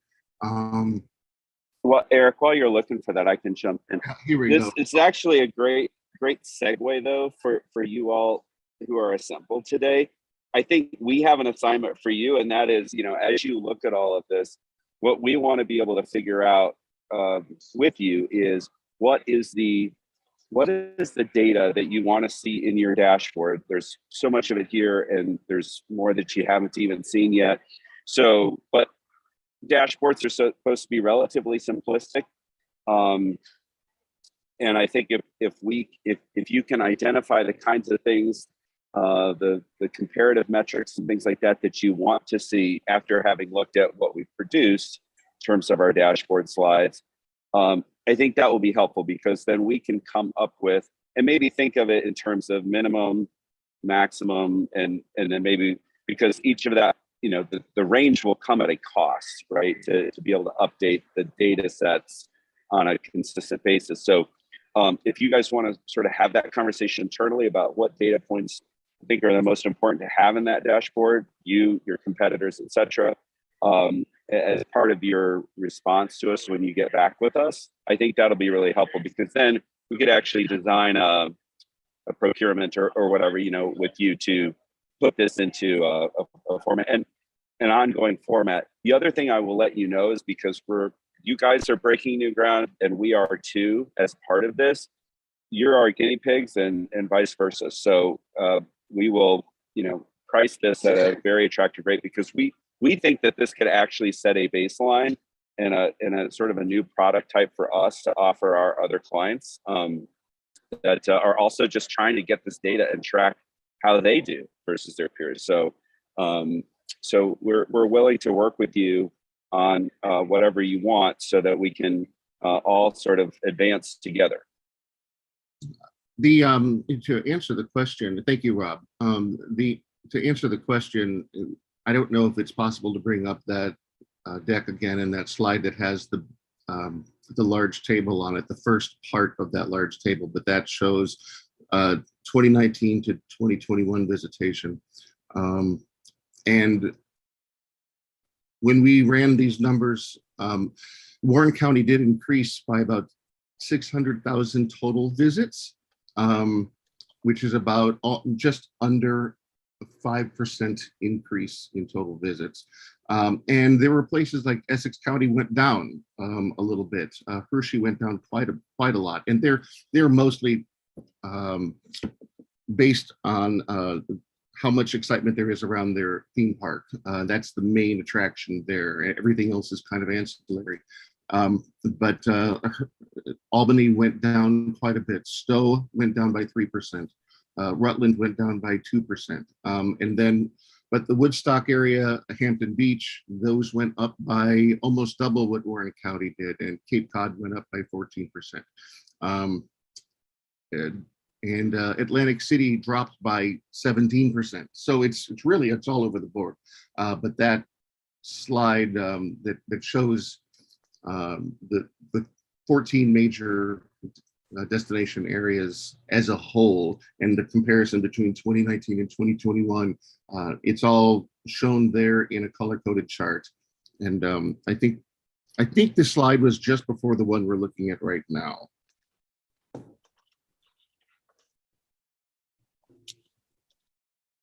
Now let's see here. Oh, this is the. Is it, Eric?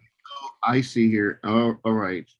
That slide there may have actually been done without some of the filters, and that's why there's a difference. Okay, well, so that's something we've got to get back into and make sure it is consistent.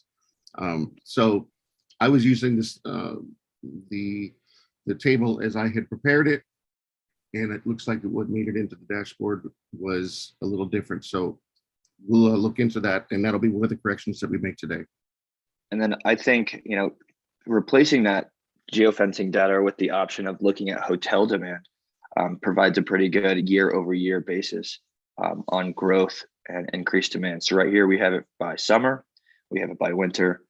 So comparing it just by the number of hotels needed each year during these periods is also a good benchmark. Gentlemen, I do, Mr. Chairman, thank you. I do have just one other question, and it's more of the data set.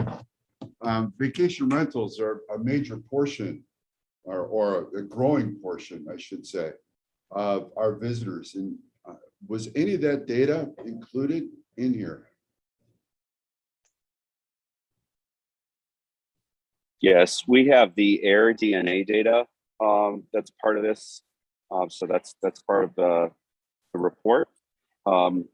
We are trying to figure out if there's a way that we could somehow combine the Smith travel research data on hotels and the air DNA data on home rentals to see if there's sort of a combined metric we could come up with. There's a lot of challenges with that, especially because only, I think, 38% of your hotels or hotel rooms report to STR. So even if we combine those two, we'd still be maybe only 2/3 of your total supply, but we do have that data and have presented it. So that was something that I was wondering about too. Thank you, Mr. Chairman. Thank you. Yeah, Mr. Chairman, Who are we looking at? Craig. Craig, yes, sir. Yeah, thank you, Mr. Chairman. On slide 111, where it's a tourism budget comparison, I do think that Warren County should be proud that salaries, 9% of revenue, is the lowest among all of the other destination markets that we've looked at, and that we have gotten a really good return for those taxpayer dollars, let's call it. So thank you for pointing that out. Yeah, absolutely. It's always refreshing to see that, because honestly, And you also have some, overlapping, obviously, duplication of efforts between the two entities, the county and then the other one. And so, the fact that, it just, everything is actually pretty positive in that regard. We do see a lot of DMOs that have a lot of staff. Some of them got a little leaner during the pandemic and they had to, but they tend to, when times are good, start spending money a little bit superfluously on things that may not have a return. And that's not what we discovered here. So I think you should all be pretty pleased with, where you are. At least it should always be navel gazing to understand how you can be better. But the fact that your overhead is less than 10% is really impressive compared to your peers. Yeah, and I think a point I've neglected to mention while covering this, Warren County has a large budget compared to some of the other CVBs or DMOs, but a good amount of this goes towards the towns for their consumption. So it's not potentially something that Joanne and her group can spend. Just wanted to point that out. Joanne could probably provide better insight on that, following this call.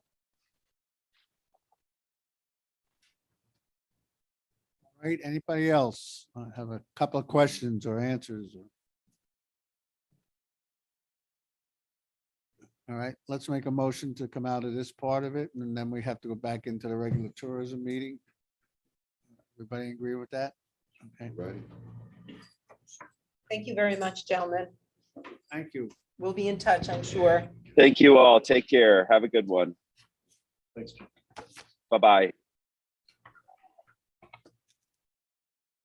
that's a lot for us to break down and look at. I mean, it took them 6 months to do it.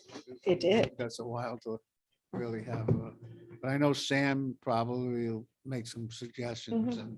a couple of the But others. some of his takeaways were increased tourism sports, or excuse me, tournament sports. So that becomes the CVB. We're undertaxed at 4%. Well, that's a Board of Supervisors decision. So many of his outcomes or recommendations do fall under different categories. So whether it's, smaller groups that address some of these, I think we do need to dive into that 500 pages a little bit, because there's another level of detail there. But I was thrilled, really impressed with the level of work that they did. And I don't know how much we paid. I think it was about $72,000, but I think they put a lot more time and effort into it than that. But I think they were developing this as they went along, and the dashboard, which is a number of pages in the presentation, they explained that they wanted to move forward and, kind of develop that for other clients. So, it worked out for both of us. So I have a question along those lines. Yeah, If you don't go mind. ahead, go ahead. Joanne, they were using heat maps, and I've seen heat maps done by Sam, I think by maybe you and your team occasionally. I think, and Sam left, it was Sam and Sarah that worked on the heat maps. Okay. I don't know if I have that capability I to can't wait for generate. Sam and Sarah to get back to us and say, here's the difference in what we know versus what these guys came up with. I'm just curious to, Mhm. get a sense on that, but that's all right. There's a lot of work there and a lot of stuff to dig into. If I could do one request, could I get a PDF copy of the 500 pages? Yes. Yeah. Yep. I Right. think they were going to update it. Okay, when it's ready. So. Thank you very much. All right, we have no referrals, right? Okay, privilege of the floor. How about Don? Anybody out in the Zoom world have any comments? Hi, Chair Merlino. No one. There's no commenting on YouTube as of now. All right. Joanne, you want to talk about this? Yeah, so if we have a few minutes, I had a little year-to-date review. If we don't have a few minutes, I made copies. But this is some of my, the Smith trend and the short-term rentals and website analytics and a few things like that. Do you want to click through it real quickly? You're not going to be here next month, are you? I'm not. Well, then I'm going to sit here and. All right, let's through just, it. all right, Miss Tammy, are you there?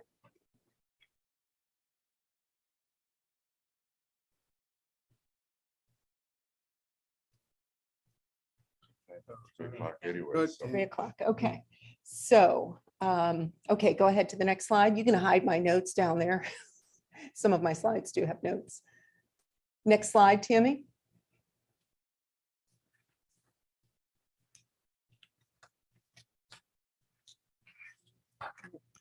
Tammy, are you there? I'm sure she.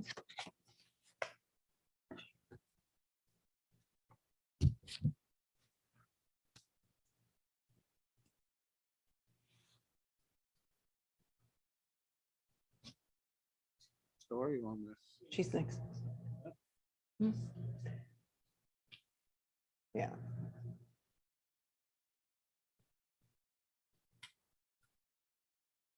So I think in March, I presented a Q1, but I thought I would just update you through the month of April.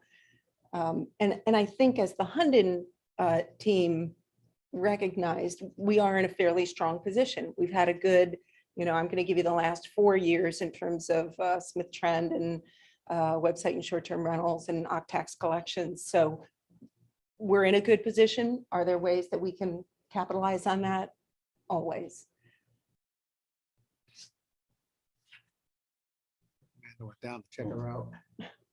While we're waiting, I was just thinking that one of We the could do the comments paper version. that they made towards the end was that they're interested in developing some of these things to be able to sell to their other clients.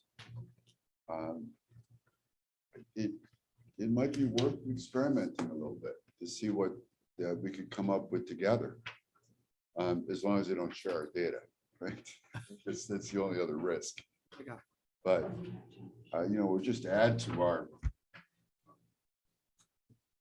I guess, add to our knowledge base, but also our intellectual capital, so to speak, in terms of how we could think about applying this. So I did happen to have copies. So if you want to just take a quick look, we can click through these pages right here. All right, go ahead, Joe. Go I have a over it. couple of extras. The first page is Smith Trend, January through April, and Paul did compare for me 2019 through 22. So we have pre-pandemic. And if you look at 22, January through April, each of those months, the demand, which is the number of rooms sold, is higher than 2019. And our year-to-date is considerably higher than any of the preceding years. Joanne, a couple things, when you look at just January this year with ice castles to 2020, 2020, the indoor water park was fully opened and they opened all 200 of their rooms. This year, they could not open all of their rooms because they did not have the staff.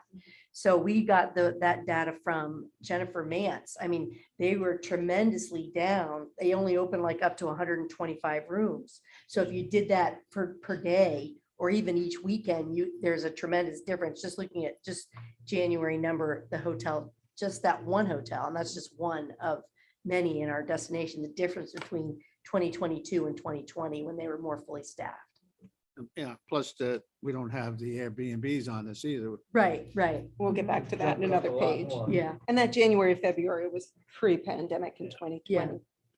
Go ahead, Joe. Thank you, Tammy. Okay, we'll go to the next slide, Tammy, which would be average daily rate, just to at a glance give you an idea of what the rates are, and they have been high, increasing again every year, and 2020 is no exception. Next slide, Tammy. And that will be reflected in the revenue. So year to date, $27 million in revenue just from the hotels that are reporting to Smith Trend. We usually have an occupancy tax meeting, and Treasurer Swan will give us an update. We can check on that when we get back to the office, Lisa and I. Next slide, Tim. So here's the short-term rental slide. So you do not have supply on there. So this is just demand, number of units sold, and most of them are entire homes. But you can take a look at the demand increase from, oh my goodness, look at February, the month of February 2019, 3,300 rooms. The month of February 2022, 11,000 units. So short-term rentals, so wonderful that we are collecting OCTAX on that. The number of units available per night certainly varies between summer and winter, between 800 and 1,000. And I know that the treasurer is trying to get a better handle on that as well. And the revenue In January of 2022, revenue was $4 million. February, 4,600,000. March, it dipped a little to 3 million too, and in April, another 3 million. So cumulatively, the revenue is almost $15 million on short-term rentals thus far. Next slide. A very quick website analytics, and we did incredibly well this year. January, I stopped at May 15. And what is the difference there? Largely, it is events that have not occurred for the last couple of years. So we would promote those heavily on social media, and ice bars, ice castles, things that didn't happen before. And winter lodging scored a large increase this year. Most of that traffic was paid and organic social. Some of it was paid, but a lot of it was organic social. So I give credit to my team downstairs doing social. Next slide. At the last board meeting, Chairman Merlino reported that our media buy with workshop was underway May 1st. So I just have a few slides here to give you some examples. This is the paid social. So we do some A/B testing. Both of these social placements are for hiking, but they look very different. So maybe both of them keep running if they both do well, if they perform well, and if not, the A/B will weed one out. Next slide.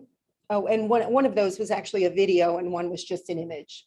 Thank you. With the triangle on the right-hand side would be one of our short videos. Next. Against maybe testing, this is our mountain biking, the same guy in both photos, but different captions or different text to see how either of those perform. Next. Just to show you that, yes, we are reaching out to that Canadian market. We welcome you back. Are you planning to come back across the border? One is the video and one is an image, maybe testing again. Next. Native advertising, both about family trips. One is around the campfire, one is amusements. Next. Okay, so now, and again, Supervisor Merlino did mention that we launched our new website. Tammy, are you able to click on the link to the new site? There are a few screenshots in this presentation, but if she can open up the link, then we can just take a quick look at the homepage. Oh, you did. Visitlakegeorge.com. Did she put it on the desktop? Maybe not. Okay. Okay, we'll click. So if you have a moment, go to our website, visitlakegeorge.com. BBG&G had the contract for that, and we just launched this in mid-April. It has a little bit of a similar look to it, but when you click through, I think you'll find the same components are there, but they just behave a little bit differently. So on the top, the perfect camping vacation, there's a scroll through there. So there are a number of things. So it won't always be camping. It'll be different images and different content stories that we change in and out. Everyone in my office knows how to use the website architecture. So we're done with camping and we're moving on to another subject. Some content that someone writes, the blog story can go up, the new image goes up, and that's always changing. Next slide. If you were to scroll down the page, then you'll see the basic categories. Next category. And if you click on a category, then you see each of the listings. And the last website had quite a lot of detail. The new format, as per BBG&G, just give them just the basic information, get their attention, and give them the click that will take them to the website of the attraction or the lodging property or the event they are looking for. Next. So now we're still on the home page and we're scrolling down, and we do have featured events because all of our event pages always have see a lot of traffic. And at the bottom, the Instagram feed, which is just our, whatever Casey happens to be posting on Instagram will automatically feed here, but people can follow us on Instagram or submit their own images. I just want to show you, and I did send Tammy some links to some TikTok videos that Casey has been creating, knowing that we might not be able to do that. You know, it sounds like, oh, TikTok, is that the next thing that the kids are into? And maybe it is, but she's been using that to create short videos. They're about 15 seconds. She'll put it on TikTok, but then she puts it on Instagram and Facebook and Pinterest.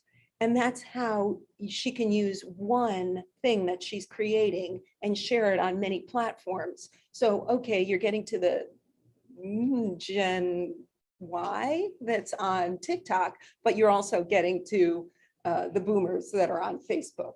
So this one happened to be Nettle Meadow cheese. So she went over for a day and, you know, or just an afternoon, and went through the tour, and she shows you some of the different cheese trays and the beverages and things. And it's really kind of fun, and there's a little music to it. So if you follow any of our social media, which I hope you do, then maybe you'll see that. Next. So Janie is the new gal on staff, and one of her first stories was on murals and mosaics around the county. So she created the content. It's a blog. It lives on our website, but Casey puts it on Facebook, Twitter, and Pinterest. So again, it's that multi-platform that we like to get the best bang for our buck. Next. Early spring, and Casey was out with the camera and found a beautiful shot at Dean Farm out in Stony Creek. But her caption was, "Save this hiking post." And she said this post had the most saves of all of her Instagram during the spring. So it caught people's attention. She lists off other hikes that people could consider in the spring, and for people to save that and come back another time. We thought that was noteworthy. Next. And this last one is another rainy day story that the girls put together, the young ladies, and they went to Aviation Mall and they did axe throwing and they did the little TikTok video. So it becomes a blog, it becomes the video, and it lands on all of our social media platforms. So it's getting, you know, multi-platform use. And I think that might be it. I'm sure there could be more. I would like to just say thank you. This is my last committee meeting, and it's been a pleasure. And I'm looking forward to my next adventure. I'm sorry Sam left. Did you get any feedback on that e-blast last week that we put out? You know, I think both Gina and Sam and Kathy did say to me, so we had an e-blast last week. I could have included those metrics. So it goes out to about 50,000 people. Sam in particular said, oh, my early season bookings seem to be down a little bit, or they're lagging. So I'm looking at past performance, and I'm looking at hotels that seem to be doing well when I look at my Smith trend and my short-term rentals. But Sam says forward booking is a little bit slow. Joanne, how can you help us here? So Casey put something on social media. Also the blast that went out, that Paul sent out, the caption was just, it was just something as simple as start planning your vacation, or, you know, plan now, make your reservation now to get the best room and the best availability. So this is only one property, and some feedback from Gina that it made a difference. So That's what he told me. just little things to get the attention of the people that are reading and push them to book and come and visit. It was Anybody more else? than the fourth then. It was multiple properties. Well, it was not only that, we were also looking at Six Flags said that their advanced pass sales were down 20%. So we had somebody write a blog on that to do that, you know, to push that. She was pushing accommodation. So it was a little bit of everything, you know, we're only a tank away. So it was a combination of everybody. And then LakeGeorge.com, Sarah did a bunch of boosts through her avenues. So just because we were all in talking to each other. It helps. It helps. I was on a New York State call where there was a report from the short-term rental folks, and their forward-looking report for the next 15 weeks. Bookings were up over the previous period. I don't have numbers right here, but you know, I know there's talk of, the gas prices are not great. What will the summer look like after we had such a good year these last couple of years? But at this point, I think that it looks fairly optimistic. Good way to go out. Good way to go out. Anything else? Anybody have a question? How about, who's Yeah. here? Greg, that's you again? Okay, yes, sir. Yeah, thank you, Mr. Chairman. I just do want to congratulate Joanne for really bringing the tourism department up into such an excellent organization. Thank you for all you've done for the county. We'll miss you. Thank you, Craig. Well, Anybody else? I see, Ms. Bramer, you still on? You have any comments, questions? All right. I'm still on, Chairman. Thank you. It was very informative meeting, and I will echo what my colleague from Chestertown just said. Joanne, you've done a great job. You've left the department in a really good spot, and we will miss you. I hope we can move forward in a positive direction. Thank you. Thanks a lot. All right, a motion adjourned. Mr. Stroud, second. Lyle,